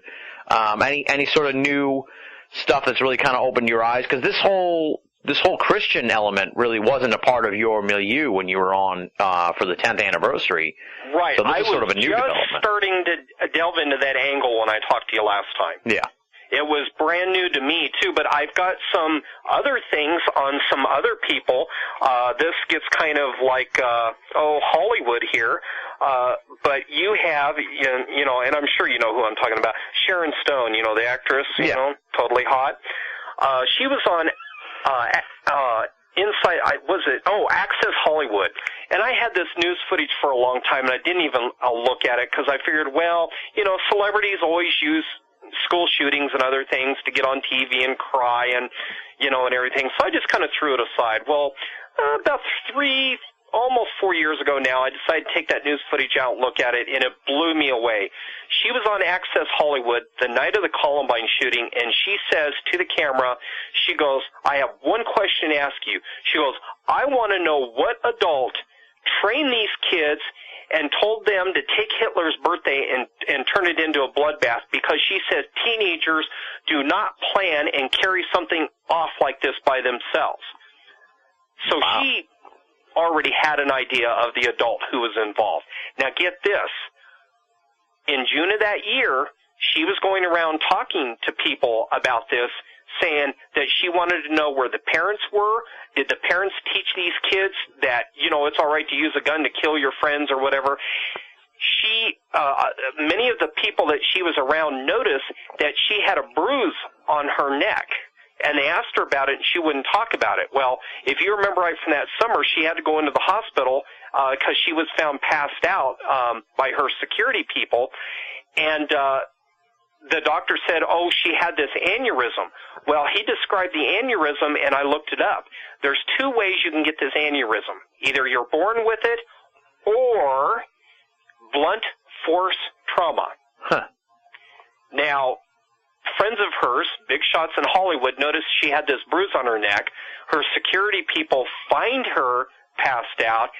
Then, on top of that, after she gets out of the hospital, after they fix the aneurysm, she calls the L.A. County Sheriff's Department. She's changed her mind. She's no longer pro-gun. She wants them to come get her guns. Weird. Uh-huh. Think the old long arm of the Columbine conspiracy reached out from Littleton? Anything's possible, Bill. And I've got one even better for you. Let's hear it. Remember the two kids from Different Strokes, Dana Plato and Gary Coleman? Yeah. They both lived down there. Dana Plato lived with the Scotts all up during the Columbine shooting. And Daryl Scott, whose daughter Rachel Scott was killed at Columbine, the girl Rachel Scott who told everybody before April 20th what was going to happen, he does evangelical ministries in Hollywood to try and get Hollywood celebrities to get out of Hollywood. Well, he knew Dana Plato was pretty much a has-been. Everybody knew that in the 90s. He brought her to Denver to dry out, and she lived with the Scotts. Now, this comes from a private detective who was trying to find her, track her down, because she owed some serious money out there in Hollywood. And according to the sources, and you'll find her name in the documents, too. They do have Dana Plato in the documents. Supposedly, according to this private detective, Rachel Scott had run her mouth to Dana Plato, and it said, oh, yeah, Rachel Scott had mentioned this to several people, that she was actually in league with Harrison Klebold to do this shooting. And, of course, they turned on her or somebody else shot her, whatever the case may be, and killed her. But she told Dana Plato this information. Now, as you know, Dana Plato on May 7th did an interview with what's his name? The jerk from talk radio. What was his name again? The guy that asked why Harrison Klebold didn't have sex with those girls before they killed him. The shock jock. Howard Stern? I can't remember his name. Howard Stern? Yeah, Howard Stern. Yeah, Dana Plato had an interview with him where she was talking about different things. Now, he didn't ask her about Columbine, but he asked her in general about how she was doing and stuff, and she kept getting weird and all Christian on him, and like, oh, Jesus loves you and all this stuff, and I'm like, God, where is she picking this crap up, a girl out of Hollywood? And then when I, ran into this private detective online, I was like, oh, Daryl Scott brought her to Denver. He's an evangelical, that's why. Well, now, as you remember, later on that month in May, she was found dead in her motorhome in Oklahoma. And the guy who claims he was her husband, they could find no marriage certificate for. He pretty much got all her money. And then it was a year after that, her son died. Wow. Interesting, huh? Strange. And that's not all. Gary Coleman, I talked to people down at Caboose Hobbies that knew Gary Coleman because he worked at Caboose Hobbies. He lived in Highlands Ranch, and Dana Plato had been in contact with him. And Gary Coleman suddenly up and dies of a stroke about 3 or 4 months after Dana Plato dies. He dies. Now, granted, he always had health issues because of his small stature, his pituitary gland and all that, but do you think Dana Plato might have run her mouth about what Rachel Scott told her and then he ends up dead? It's weird. It's pretty weird. Although I think he did die a few years after she did. It may have been. I'd have to look it up and see. I'm not sure. Yeah. It could have been. Yeah, I may be mistaken about that one. Well, he died about a year later. I'm looking at it now, so just so we can avoid the emails from people. Okay, so it was a year later. Okay. Almost to the day. Yeah, I'm not looking at his name right off the bat. I'm going off memory on that one. So so I stand corrected. Now, do you want to know the big one? Why I think that this shooting happened on April 19th? Besides the information I just gave you. Of course, I want to hear that. On all FBI documents, there is a number with 2 letters. on all FBI documents. It's at the top of the document, and it's again at the bottom of the document. The first letter in a document will denote the type of crime. The two letters after that number denote the city that the crime happened in. The 5 numbers after that denote the case number. The two first numbers denote the series in that crime. In other words, if the first two numbers are 10, that means that's the 10th felony of that type for the year that the FBI has investigated, and the 3 numbers after that denote the month and the day. Now get this. At Columbine, you have 4, which denotes Firearms Act, according to the FBI's website. -DN stands for Denver Field Office.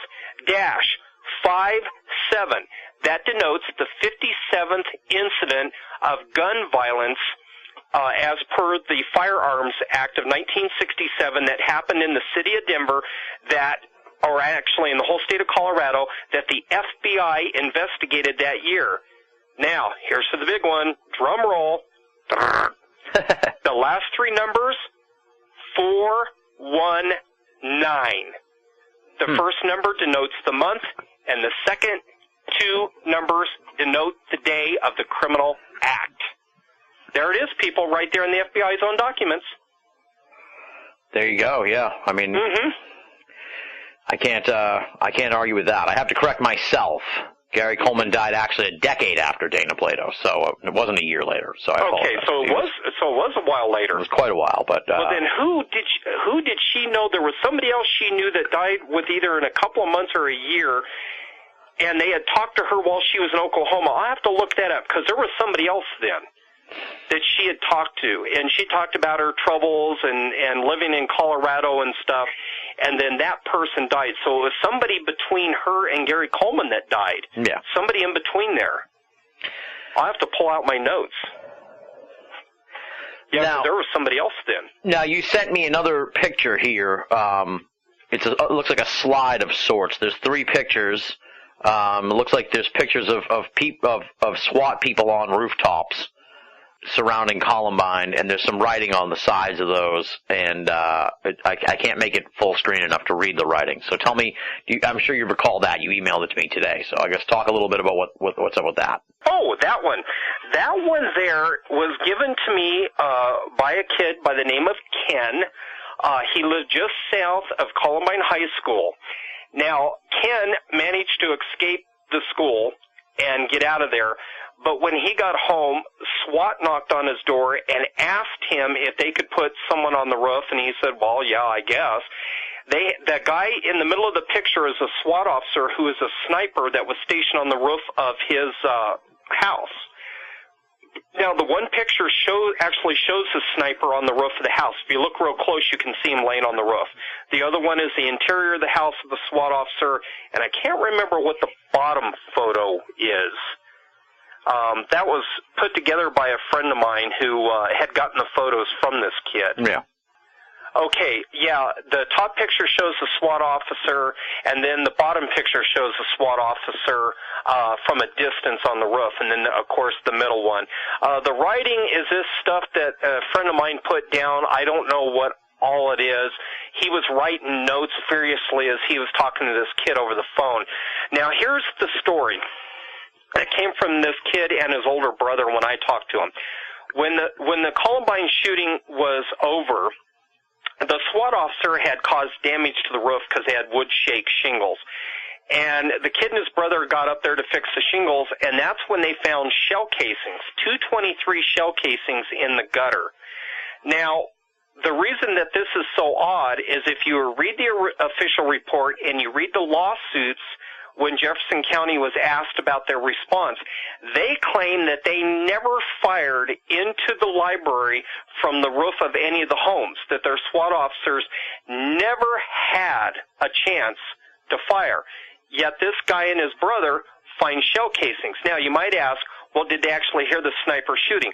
No, because they were led out of their house by SWAT after the guy got up there on the roof. They were not allowed to stay in their house. They came back after it was over with, and he'd come down from the roof, and they'd asked him to come in, and they were asking, well, who was it? Did you know who was doing the shooting? And he wouldn't tell them, but he did allow them to take a picture. So they were never able to hear because they took them like 2 blocks away. So they couldn't tell if he was shooting from the roof.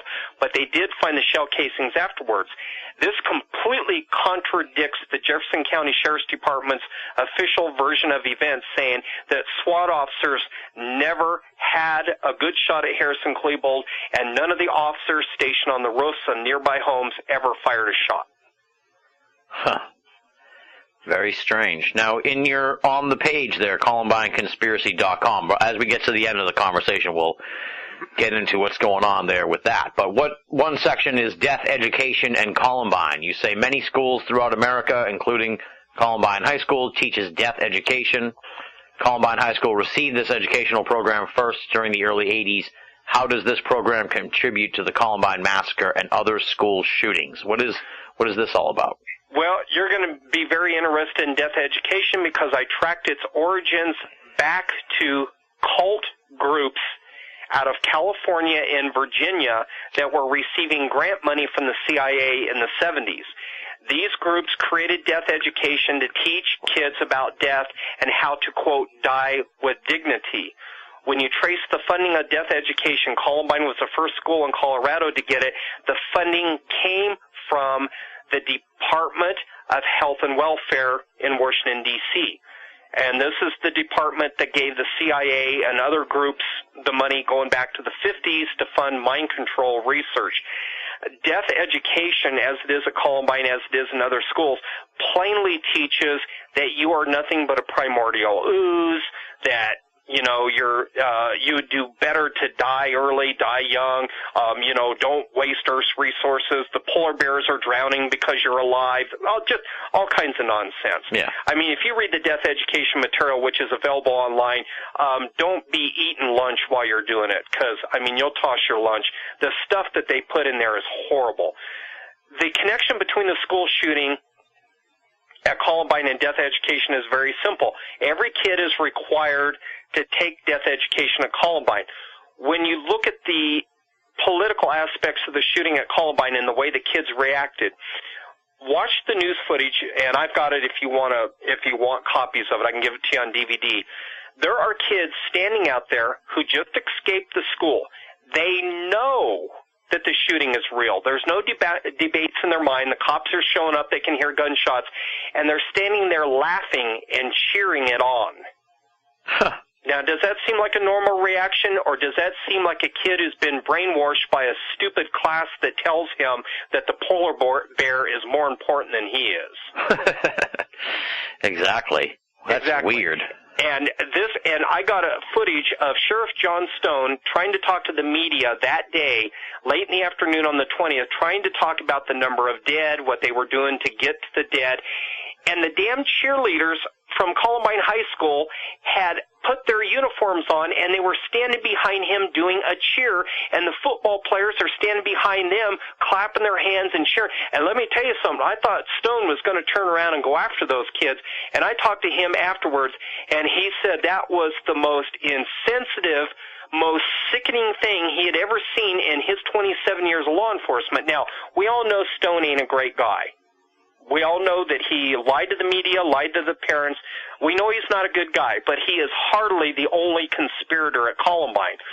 The conspiracy, the problem with Columbine, and the reason people don't want to touch it, is the same reason that people don't want to touch the mess this country's in today, because where do I start? Who do I go after? Who do I prosecute? Yeah. How do I turn this around? At Columbine, just about everybody was a co-conspirator, even the so-called victims. The kids thought this was funny, Tim. They thought this, not all of them, I'm not blaming all kids at Columbine, but there was a large number of them that thought this shooting, even though they knew it was real and their friends were dying, they thought it was funny. The government made the kids co-conspirators. Essentially, there is nobody innocent at Columbine, which is another leg of why the kids won't come out and speak about it. Because anybody in the media that's looking for a good story and the kids come out and say, oh, well, there was other suspects and the government was involved. The media was there. They know these kids were laughing and cheering this thing on. They're going to say, hey, Joey, weren't you the one in the back of the news footage cheering with the cheerleaders and you thought this was cool? How do we know you weren't involved? There you go. There's another aspect of it. The kids are so looped out that even if they did come out and speak out, it's just going to get turned around on them. Yeah. They're going to say, well, you're just as nutty as the kids who did the shooting. You were cheering it on. Now, when we talked in 2009, that was the big 10th anniversary, and I was surprised, not to pat myself on the back, but I think you and I were the only people doing a program that sort of addressed the conspiracy, but you're in the area. Was there more to the 10th anniversary coverage where maybe some of these unanswered questions resurfaced a little bit, or was it still sort of like not touched at all? No, they weren't touched at all. It was a typical rock star event.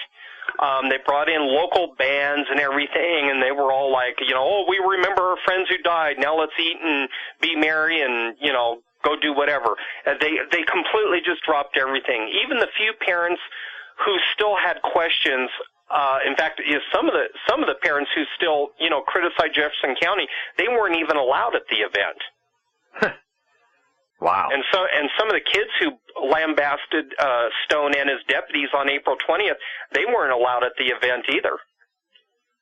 I mean, it's just these events, it's like some little secret cult group when they get together for these anniversaries every year. And they don't want anybody questioning anything about the official version of events, even though they themselves were all asking the question in the first couple of days or weeks. Now it's just a yearly rock concert. Strange. Yeah. Sounds really strange over there. Now, you're in the general area. This is completely off topic of Columbine. Maybe not, though. But I've heard a lot of talk about the Denver airport, and I figure you must know something about the whole conspiracy surrounding the Denver airport. So talk a little bit about that if you can, if you've looked at it at all. Oh, yeah. I've looked at it a lot. It'll be on my website. When I was in college, I actually worked out there, and we poured sidewalks. I worked for a company that poured the sidewalks.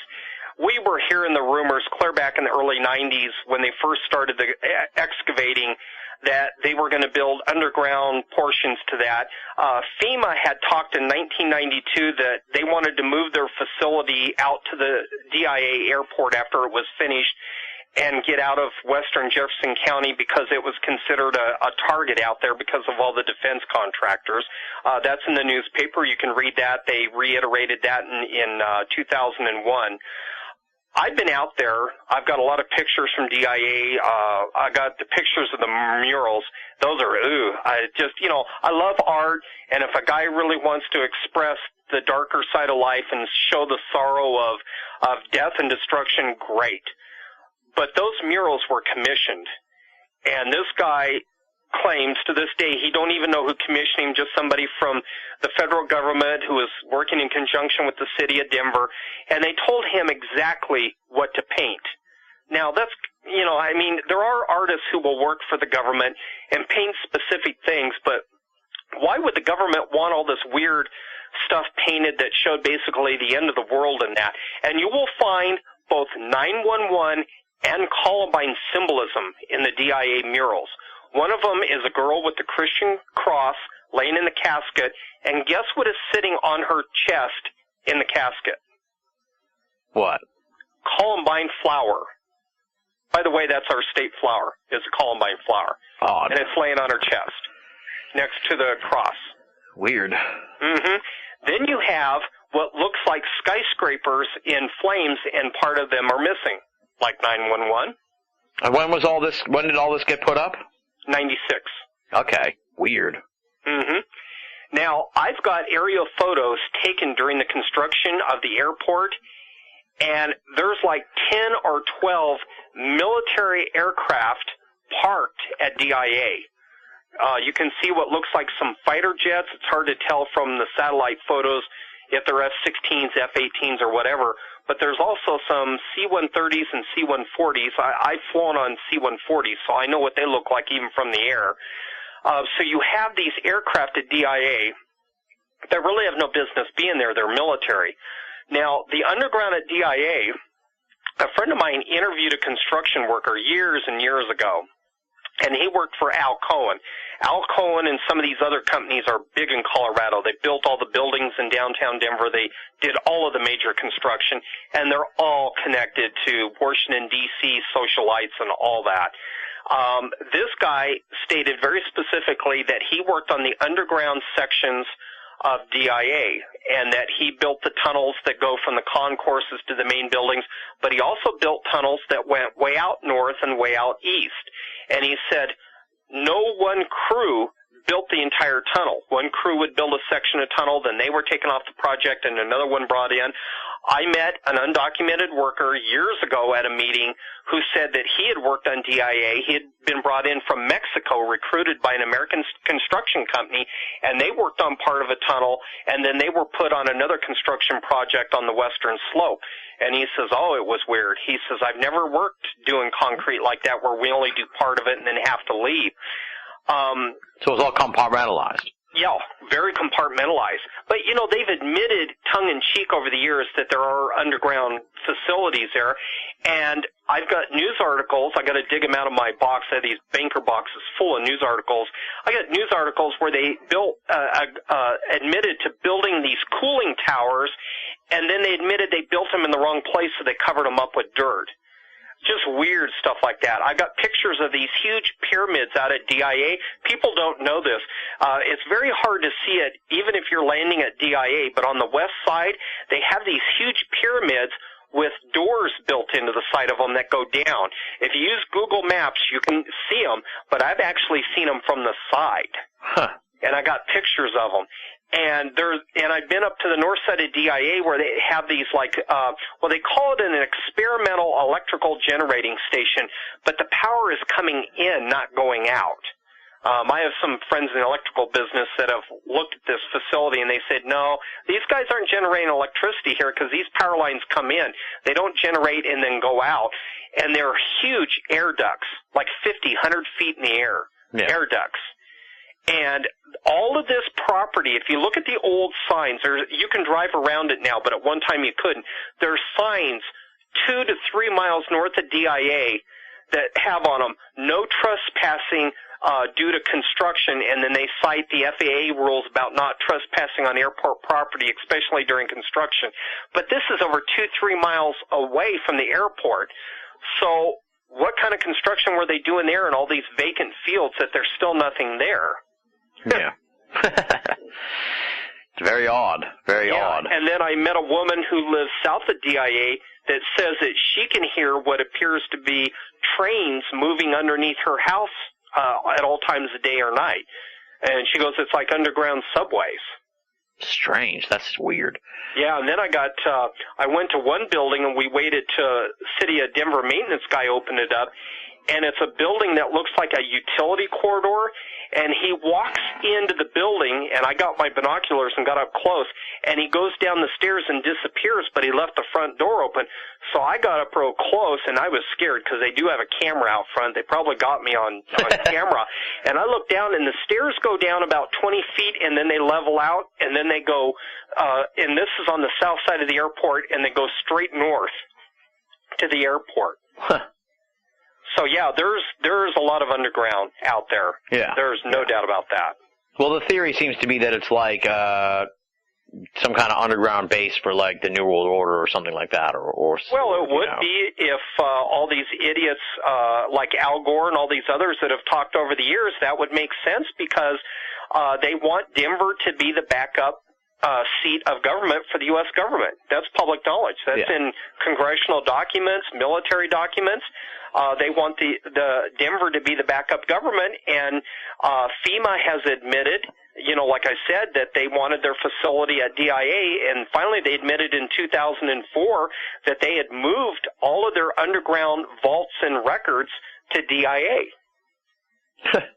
So, I mean, they haven't come right out and said, okay, we got a huge underground facility at DIA, we're going to lock you all up, or, you know, anything like that, but they've admitted that, you know, tongue-in-cheek, the facilities exist.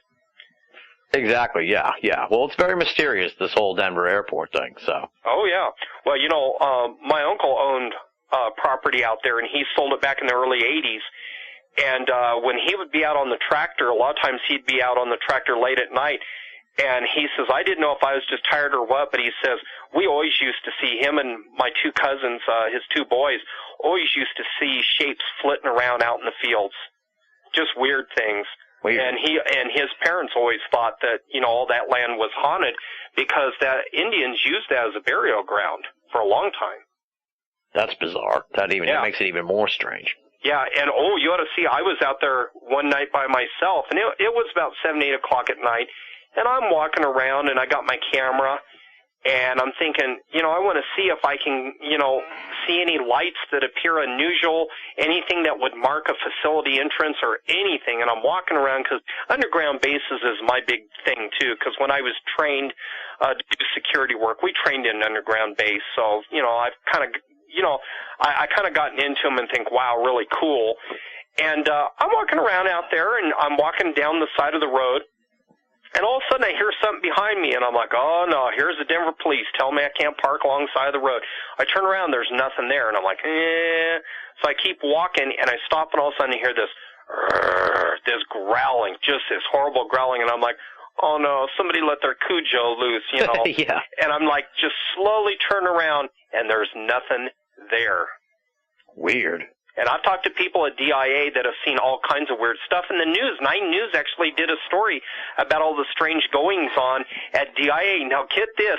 They actually admitted publicly that one of the trams that they used to get people from the main concourse out to the concourses where the airliners pull their planes up there, admitted on the news that one of the trains was running by itself one night, that there was nobody at the controls. Actually admitted this on the news. Yikes. So it sounds like it's got like a haunting thing going on as well. There must be some really strange I've energy there. talked to people that work at the concession stands and in the stores out there, and they say that at night as they're closing up, they said, yeah, you got people in the airport, but at night you don't have that many travelers coming through, and they'll always hear stuff, voices in places where, it's already locked up and they pulled the gates down, things like that. And, when... who was it? It wasn't Ghost Hunters, but some other group came through and said that they thought DIA was haunted, and this was years ago. And then Jesse Ventura, of course, came through DIA, and he talked about all the weird stuff. He pretty much did a recap. He didn't really do anything new. Well, that's paranormal TV for you. Yeah. Now, to jump back to the Columbine thing, now, what do you think? I mean, here we are. We're about 11 years out since the events. Do you think that there's ever going to be that the real story of this is ever going to be unveiled, or is it something that will forever be lost to people who don't listen to this program? I don't think it'll ever be totally lost. I don't think that we'll ever have the complete picture because I don't even have it, and certainly no other researcher who just skims over the Columbine material will have it. But there's been more and more coming out. There are other people that have put up websites. They've used my information and my radio shows, and they said, hey, this guy makes sense. I went back and read the documents, too. He's right on the money here. As far as the parents and the Columbine kids go, they've got too much to lose. They'll take this to their grave with them. There's too much to lose down there. So do you think anyone will be brought to justice? That's probably the better way of phrasing I am absolutely convinced we'll nail this firefighter. I mean, the cops are watching him down in Albuquerque, New Mexico. They've been watching him for a couple of years now, and he's been trying to put together groups of kids and teach them to make pipe bombs, and I think he knows he's being watched. He was on Firehouse.com bitching and moaning, about how people, overreact to these school shootings. And I went in there to Firehouse.com, and this was in 2005. I said, of course. I said, would they really be overreacting if they knew you were at Columbine and were involved in the shooting? Boy, he deleted his account real quick. And then he jumps back in there about a year later, and he's like all hysterical, and he's telling other people on Firehouse.com, he's going on about, well, I'm afraid they're going to bust me for that thing up there in Colorado and these other firefighters. What bust you for what thing? What did you do? He goes, that shooting thing up there, man, I'm afraid they're going to get me for that. They're going to get me for that. And I tried to print his things, and now if anybody else has ever figured out a way to do this, some of these forums have it designed so that when you try to print it out, all you get is a blank page. And I've never been able to print out his early comments where he says he's worried about that school shooting thing in Colorado he's going to get busted for. His later comments are still up there. He doesn't talk so much about Columbine later on. He just talks about people whining about school shootings and stuff. But I do have his comments from when he was in the forums here in Colorado talking. And but, you know, if anybody has a way that they know of and knows how to print those comments, I would really love it, those early ones. Because, I mean, he says right in there, he practically admits he was involved. You know, he says, I'm worried about that shooting up there in Colorado. They're going to bust me for it. But when I try to print it, all I get is a blank page. I just get the header, firehouse.com. Couldn't you just take a screen grab? I tried that too, and the text is so small you can't read it. Now get this, when you try to enlarge it as though it was regular text, it pixelates like it's a JPEG image or something. They've got something, and I've heard about them doing this with forums where they don't want people to copy stuff out of forums so that they're able to screw up the text, so if you try to enlarge it and print it, you can't. Oh, weird. And I'm not an expert at that particular type of thing. I'm good at web design, not programming. But if there's somebody else out there that knows about it, it's firehouse.com. Look up the archives for March through May of 2005. And look up the name N. Marshall. All right. That's what he uses. Now, you haven't said anything on the program tonight that's going to get me sued, right? No. In fact, they've made comments in Jefferson County that they know that this guy was there at the school. There was a woman by the name of Cindy Matthews. She claims he came in, and you can read these emails that she sent me. Another guy who listened to your program really hit her hard on it, and she finally admitted that he worked for West Metro. But she first tried to deny that he worked there, didn't know his name, didn't know anything about him. Then she admitted that he did come in. She reviewed his file and sent him over for the psych exam, and he never went and took the psych exam. Then she admitted he did take the psych exam, but he never came in to get his uniform. And then finally she admitted, she goes, well, yes, he did work for us, but he worked at a different division. That's why I didn't know. It was all BS because she handles the HR for everyone. And, I mean, it's very clear in her emails that she's trying to avoid talking about him. And there's nothing that'll get you sued because I have sent letters to the FBI, ATF, State of Colorado, even Don Lee, who's a state senator who represents the Columbine area, because I did my legal obligation. I knew for a fact that this Nate Marshall was involved. I contacted every law enforcement agency. They have interviewed me and, quote, they have determined that he has no involvement at Columbine, even though he was a West Metro firefighter and was probably there that day assisting, that he has no involvement. And I said, well, I got his name from the families down there. The families all know about him. They know he was involved.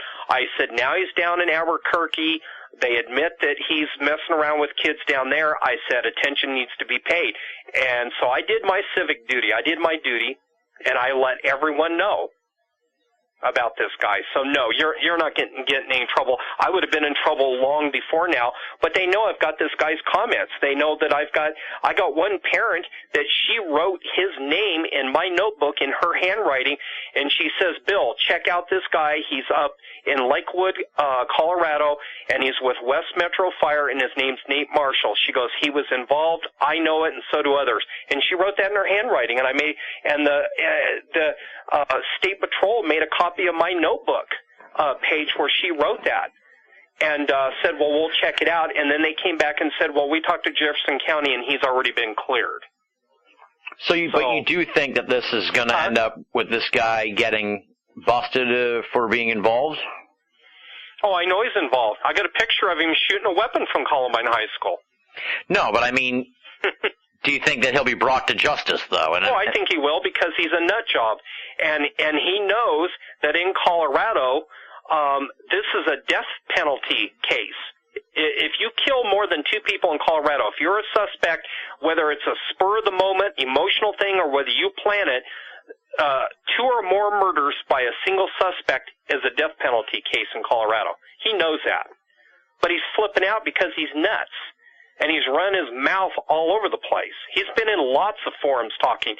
He was in Justin Tribble's forum, the Columbine Research Task Force. And he goes in there and he says, Stone is a good guy. You guys need to shut up about him and his cops. They did it right, And I'm like, yeah, they covered up your existence. I'm sure they did do it right by your, thing. But I've got the guy. And he'll snap. They always do. My cousin's Air Force cop. Well, do you think that he'll end up actually facing justice, or will it be some kind of mysterious turn of events? Because they don't want to like open up this thing all over again. Wouldn't that just open them up to a whole bunch of inquiry from? The problem with this is that these guys that cover these events up, I don't think are completely in control. I do think new people come into law enforcement and into the DA's office and they say, hey, you know what? You covered this up. You shouldn't have done it. Doesn't matter that this guy was a corrupt cop. I'm going after him. I think there's a slight chance that the new people in Jefferson County will bring him to justice.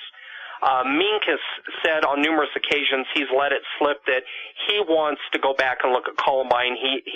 He's worried that there are people who at least knew what was going to happen and is fearful that these people running around in public may themselves go out and commit such a crime in the future.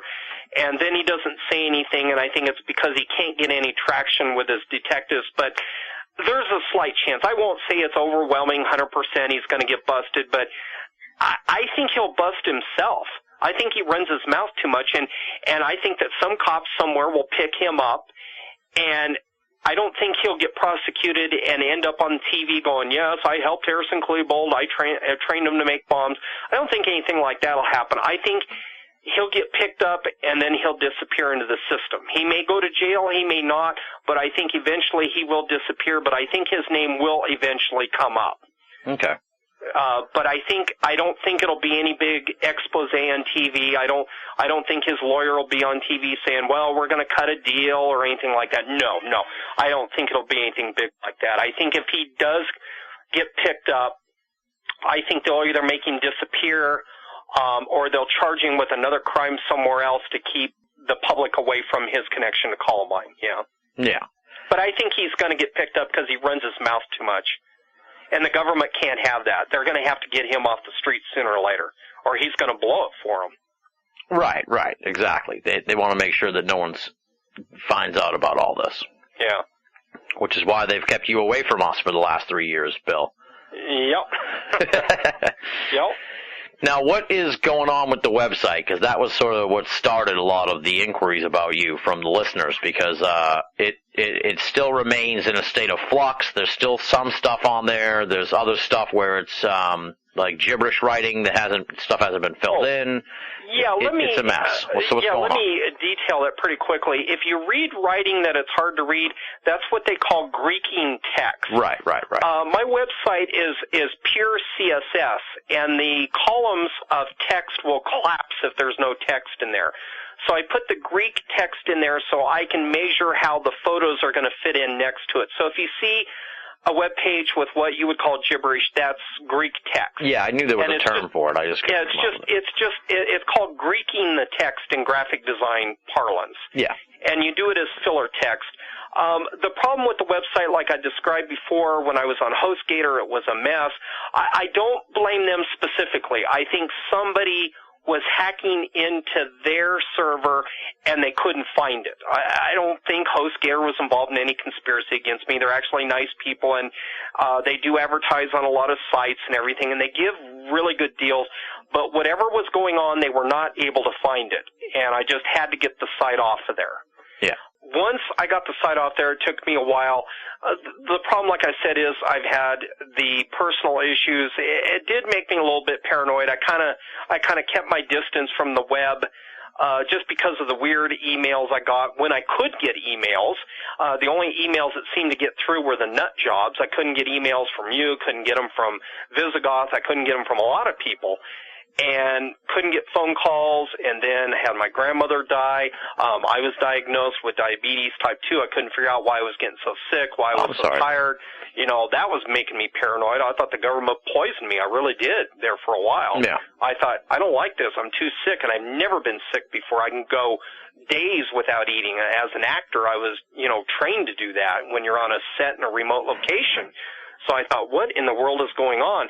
And I got hit with so many things all at once and people not being able to get through to me. I thought, I knew right away when I wasn't hearing from people and I started calling people and I couldn't get through to them, they couldn't get through to me. I thought, let's let it rest for a while.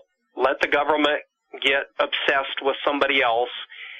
Because there were things that I never told people over the phone by email that I know about Columbine, that I didn't want the government to intercept the information and then come up with a cover story. I needed, to be able to get it together and then put it out there. And when the Columbine site goes up, it's got to go up all at once. If I do it piecemeal fashion like I was doing it, people will never understand it. They'll say, well, you got the stuff on mind control, but what about, the timeline? How does that fit with mind control? Yeah. What about this guy that you claim was involved, this firefighter? How does he fit with it? It all has to be done like that at once. And the thing is if I hit it at once and I include the government documents, and I've got tons of news footage, I got over 200 hours. Oh, wow. Of these people talking, the parents, the cops, everyone. If I get it all done at once, which, like I said on Facebook, it's definitely going to be up there in the next few weeks, because now, I'm 46 years old. I'm not going to be afraid of this government anymore. I'm sick of it. I'm sick of some undercover cops showing up with 2-day-old BO telling me, oh, you better be careful. I just don't care anymore, Yeah. I'm like, bring it on, cops, bring it on. Because when you're done with me, then the New World Order is going to bring in the NATO troops and take your ass out, and it's a dog-eat-dog world. Exactly, yeah. So these cops have got to understand, go ahead and take me out. You're going to be gone 5 minutes later, Yeah. Because these dirty cops, they know a lot of things they're not supposed to know. And somebody's going to come take them out. There's cops that have disappeared from Jefferson County, including the cop that arrested Harrison Klebold. Guy just up and disappeared. Weird. Yeah. Now I'm looking at your Facebook page here now. Have you tried to contact? Someone asks you this, and I'm not sure if you mentioned it or anything, if you respond to them or not. But have you tried to contact some of these other people that you think might have been involved, other suspects, if you will? Yes, I have. I talked to a number of them. And what do they say? They give you this attitude of, one kid said, well, try to prove I was involved, and walks off. And a couple of the others, just some of these other kids are just, their attitude is like, oh, you think I was involved, huh? Then why am I walking the streets? Ooh, just real snotty, these kids have got to have some kind of official cover, because, there was too many of them that there was evidence, eyewitness testimony, cops making statements that these kids were on the property, these trenchcoat mafia kids, and they weren't even students there anymore. They had no business being there. I would think if I was somebody like that, I would have disappeared and gone to another country by now. Even if the government put me up to it, to cause the Columbine shooting, I would say, you know what, I'm not going to get left holding the bag. The government did this.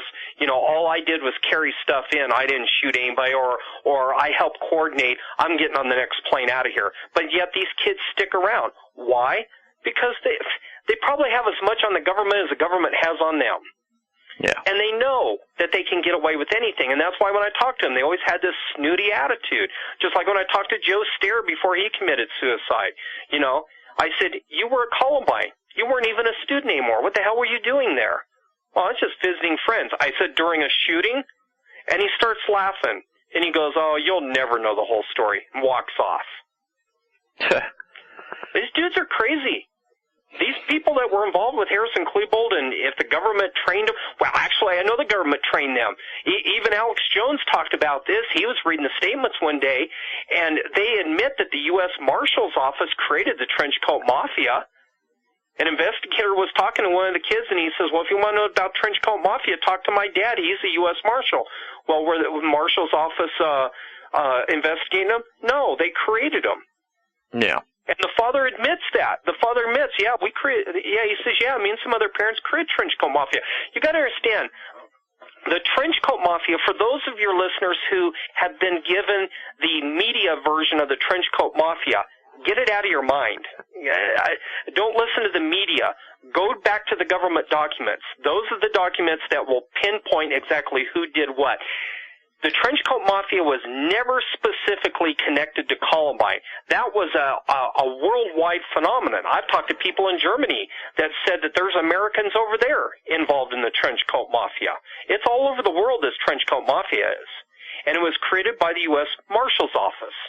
The group at Columbine was just one little club of a bigger club called the trench coat mafia. But they're all over the world. That's in the documents. It's on the Internet. You can go all over the Internet and hear people talking about this.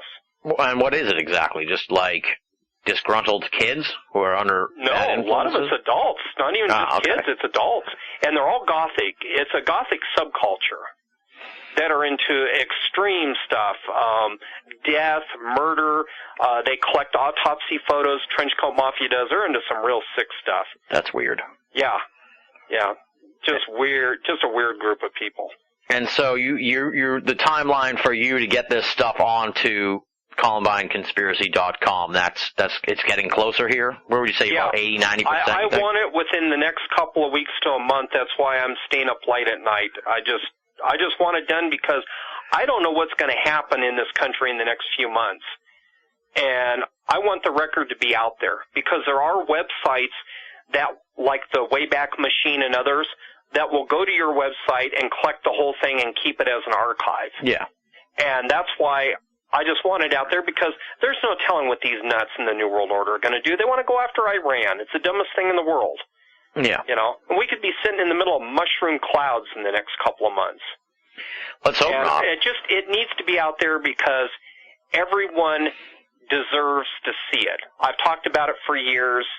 I have the obligation to give it to people. Well, people are clamoring for it. I know that for sure. I mean, they write to me. They ask, before I found you, they ask what became of you and what's going on with the website. So, I mean, it's high time that you put this information out there for them because they're dying to read it. Now, is this? You've mentioned sort of that this is a book. Is there going to be an actual physical book available, or is it going to be just online? This will be both, a physical book. In fact, I've got my draft copy of the book right here in my notebook. I'm looking at it right now. I've got the reason why the book was not out sooner was because of the new information regarding the parents, the timeline issues, plus the fact that the first English professor that I had, I actually worked for her at Red Rocks. She was warned off by Jefferson County not to have anything to do with my book, not to, to proofread it or anything. I sent a copy to a guy on the internet who's a master's degree English professor.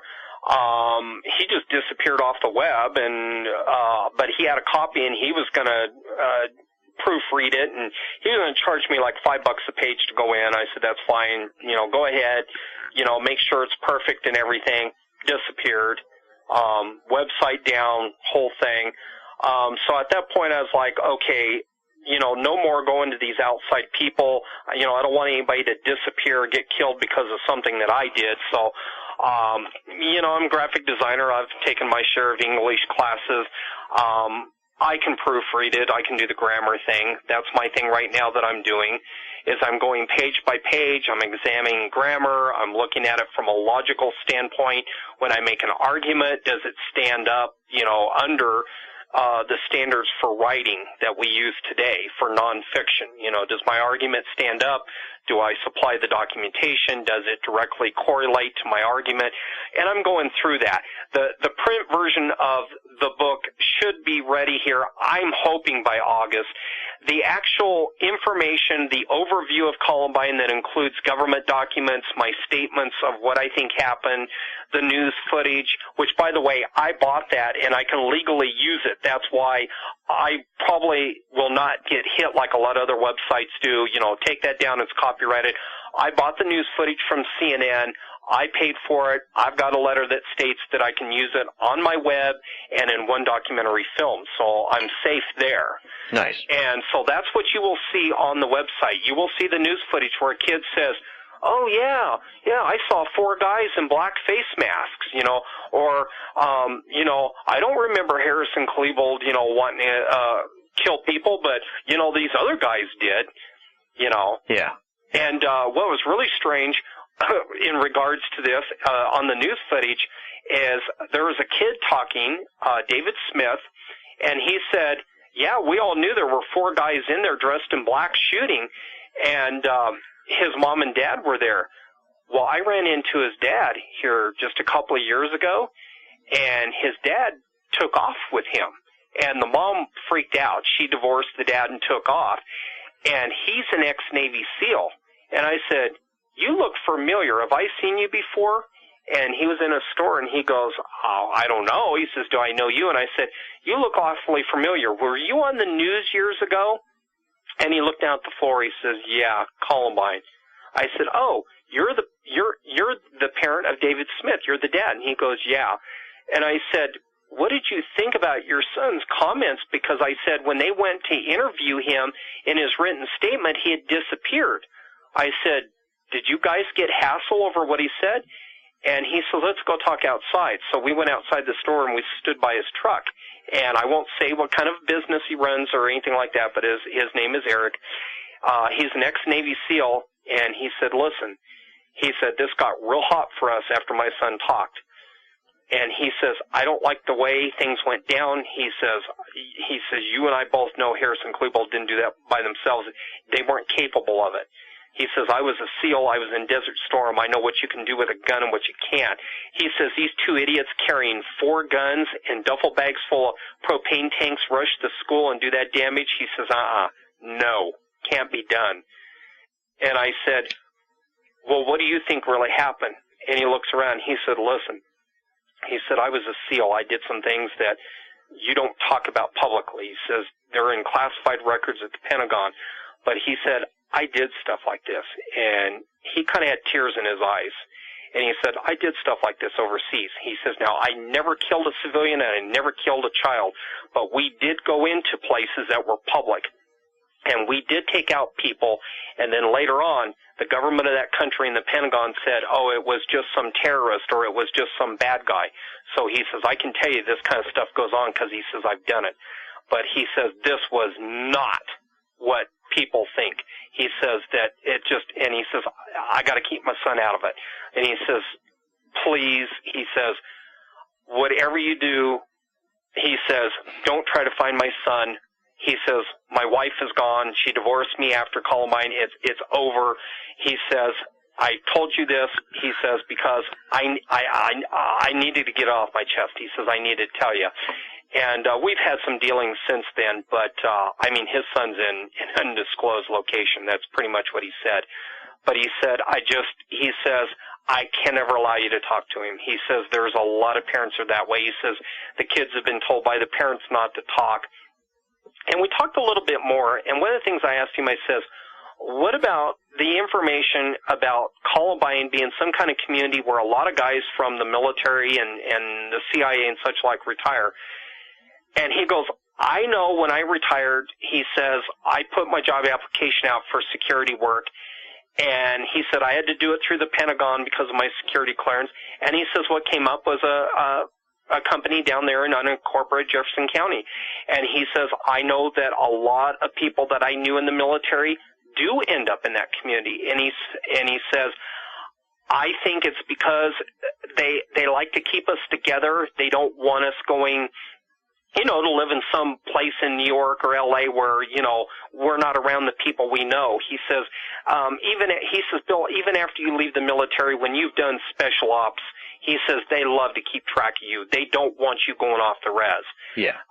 And I asked him about the safe community thing, and he says, well, I've never heard that term in relation to Columbine. He says, I know that communities like that exist. He says, I could be living in one. He says, I don't know, but he says, I don't live there anymore. He says, after my son spoke on the news, he says, we were getting grief not only from the cops, but everyone else that didn't want to hear about other suspects. Yeah. And I just felt bad for him. I didn't push him any further. I just, wished him and his son well and let it go at that. Strange. Yeah. The whole thing is strange, Bill. Yeah. It's just an amazing story, and at the end of the day, I'm just psyched that we could get you back here on the program, because you've been incommunicado, at least for the BoA listeners, and for me for the last 3 years, and I can't express the excitement I felt when I first got that response from you on Facebook, and it was like, wow, he's back. Bill Zabel is back. So, and the listeners are thrilled. I've already been hearing from them in the last couple of weeks since I told them that you're around, and they are just absolutely thrilled that you're back on the program. And hopefully it's not going to be another 3 years before we get an update from you on this whole scenario. And I want to see this stuff get posted soon so we can get you back on the program and really even go further in depth on the entire Columbine conspiracy once your full research is posted online. So I wish you the best of luck. Godspeed. It's fantastic that you're still around, still plugging away at this, because a lot of us were very concerned about your fate, and I think we can all rest easier now knowing that William Zabel is still around, and he is fighting the good fight to get to the bottom of the Columbine conspiracy. So thank you for coming back on the show. Thank you for having me. That does it for this edition of BoA Audio Season 7. Big thanks to William Zabel for coming back on the show and giving us so much time, as well as amazing insights into the Columbine conspiracy. If you want to find out more from William Zabel, head on over to his website, www.columbineconspiracy.com. Pretty simple, all one word, columbineconspiracy.com. Check it out. Moving right along now, it's time for BoA audio listener feedback, and we're going to do 3 fairly large-sized emails here this week on the program, so let's just dive right in. First one comes from Doug in Brooklyn, New York, and here's what he has to say. I have been listening and greatly enjoying your podcast for some time now. I like your interview style and straightforward questioning. I just listened to the interview with Gerard Williams and put that book on my must-read list. Regarding unusual rock formations, there is one in West Orange, New Jersey, where I grew up. It is called Turtleback Rock.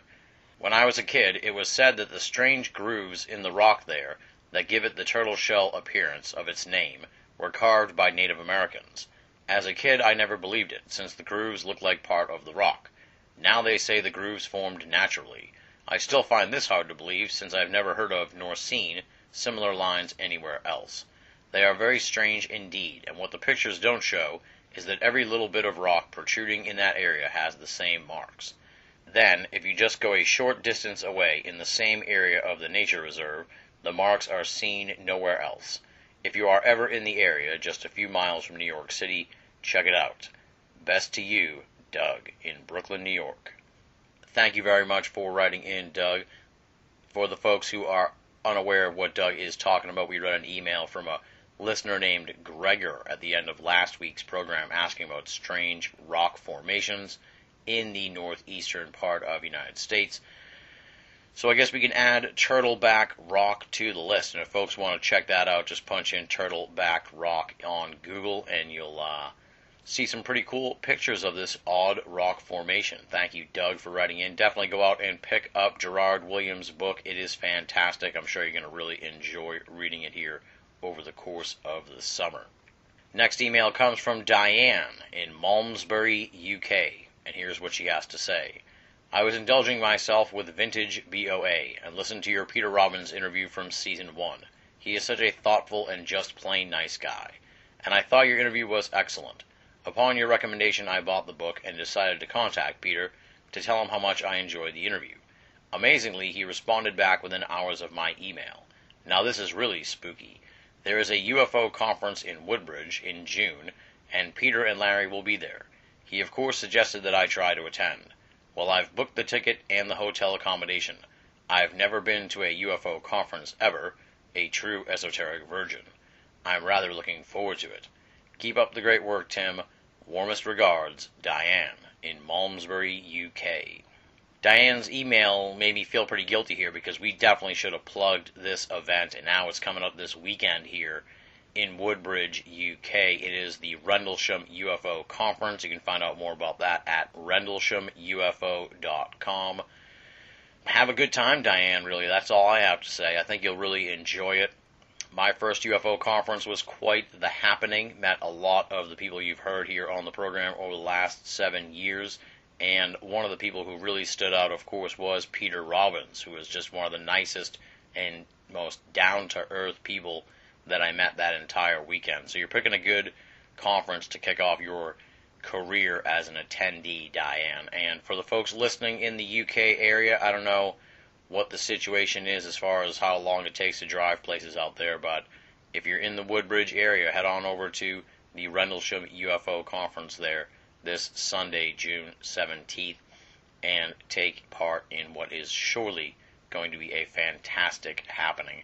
And I've already written to Diane. Hopefully we can get an update from her on her experience at her first ever UFO conference. Once again, thank you for writing in, Diane.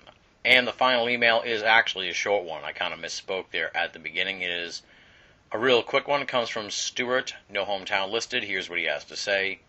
Oi, your shows. I listen to them on my iPod with earbuds.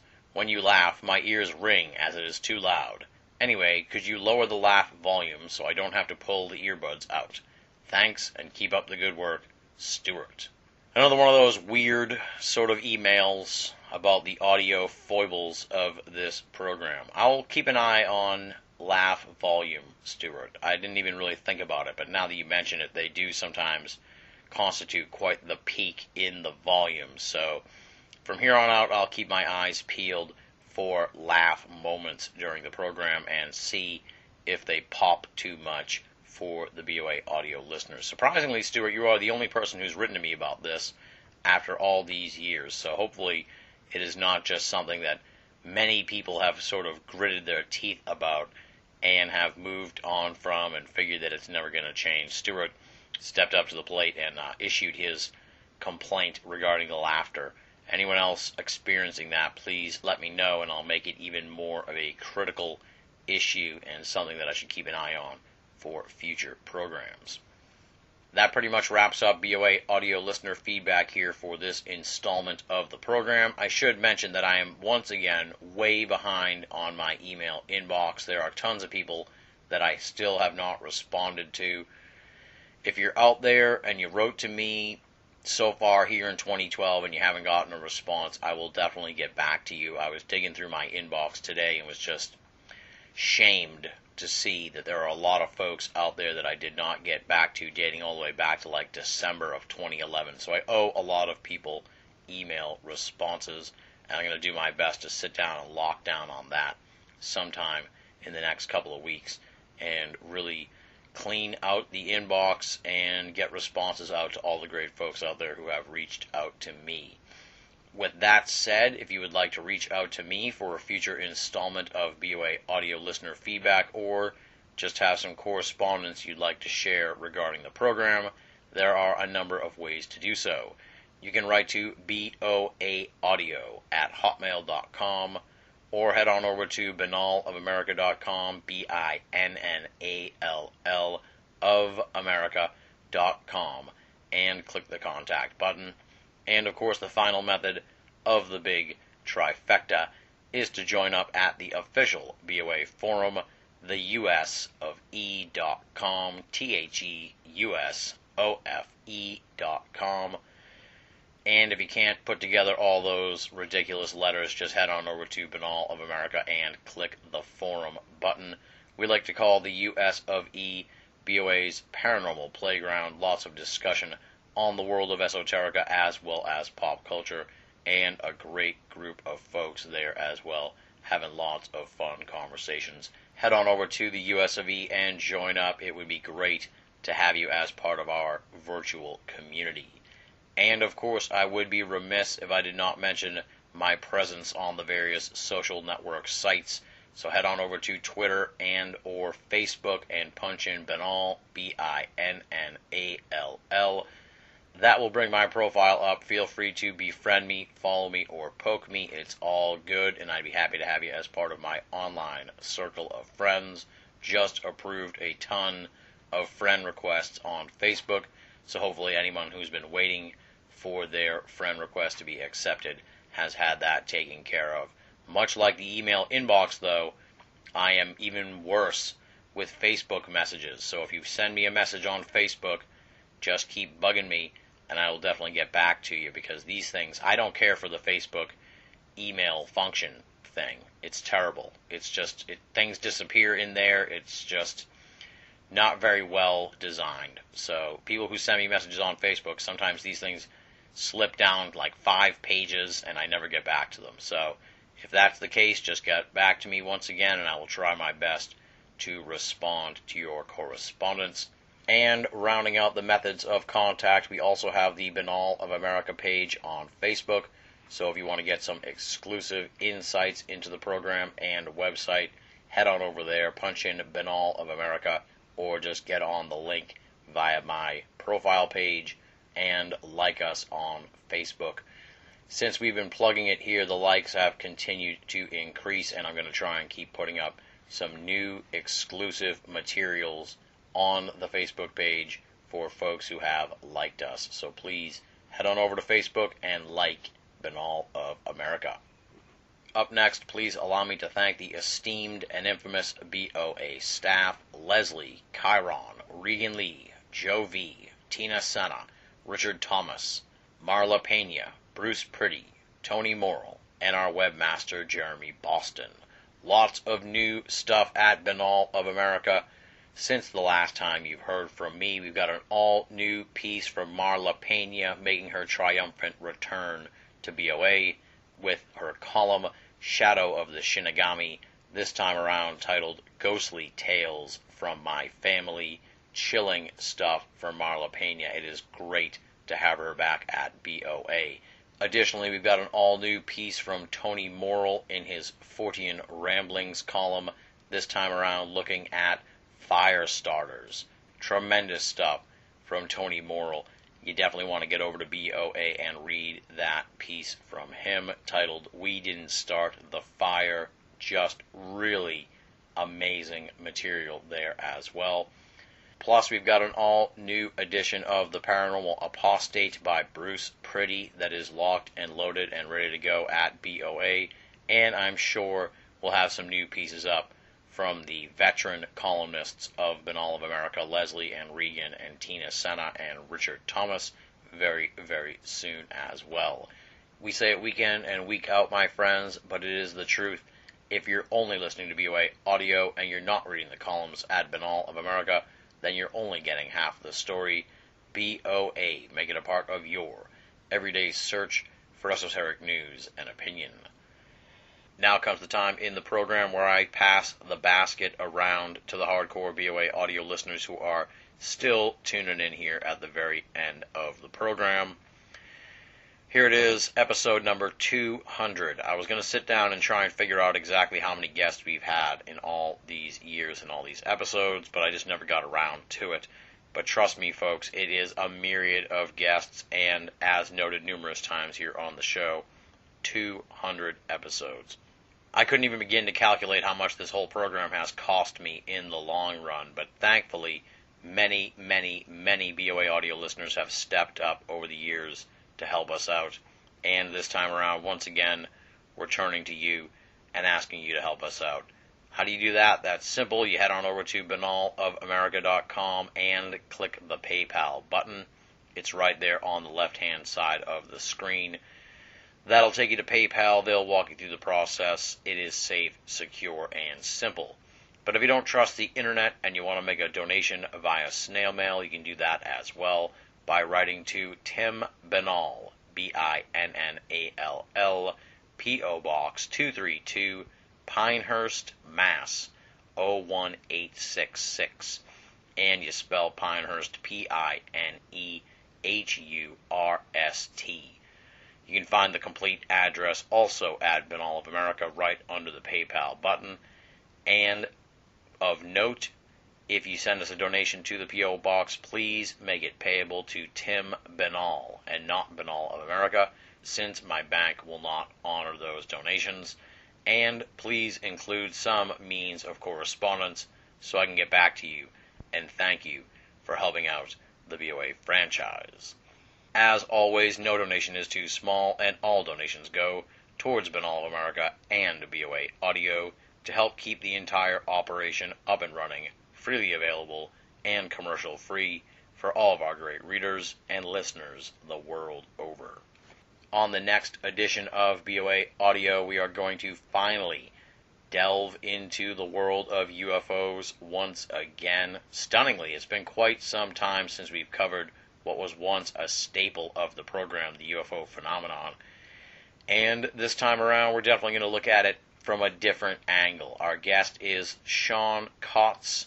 He is the director of the film Strange Country, a different kind of UFO documentary, which is all about this UFO flap in Whiteville, Virginia, which really left a lot of people puzzled and tore one man's life asunder, leaving many more questions than answers in its wake. I can't tell you too much more about it because I haven't edited the episode yet, but it is a fascinating conversation, really not so much about the lights in the sky, but what happens to someone when they get whipped up into a UFO flap. And it is really troubling, it is eye-opening, it is heartbreaking at times, and scary as well. So I think people are really going to enjoy it quite a bit. Sean Kotz, the maker of Strange Country, a different kind of UFO documentary. That's next time on BoA Audio. And on that note, we close the book on this edition of the program. Big thanks once again to William Zabel for making his triumphant return to the program. Big thanks to Doug, Diane, and Stuart for writing in for BoA Audio listener feedback. And, of course, enormous thanks to all you folks out there, the hardcore BoA Audio listeners, the folks who have been with us from episode 1, and even the folks who just started tuning in at episode 199. You guys are the best. It has been quite a ride, and the ride continues onward, my friends. Here's to 200 more episodes, 200 more after that, and another 200 after that, and beyond. Thank you for your unending support of this program. Without you guys, this would be such a difficult job, but you make it so much fun. Your tireless encouragement of BoA really is humbling and something that I truly appreciate. Thank you once again for making BoA Audio a part of your esoteric audio playlist. Until next time, this is Tim Banal, thanking you for listening and signing off.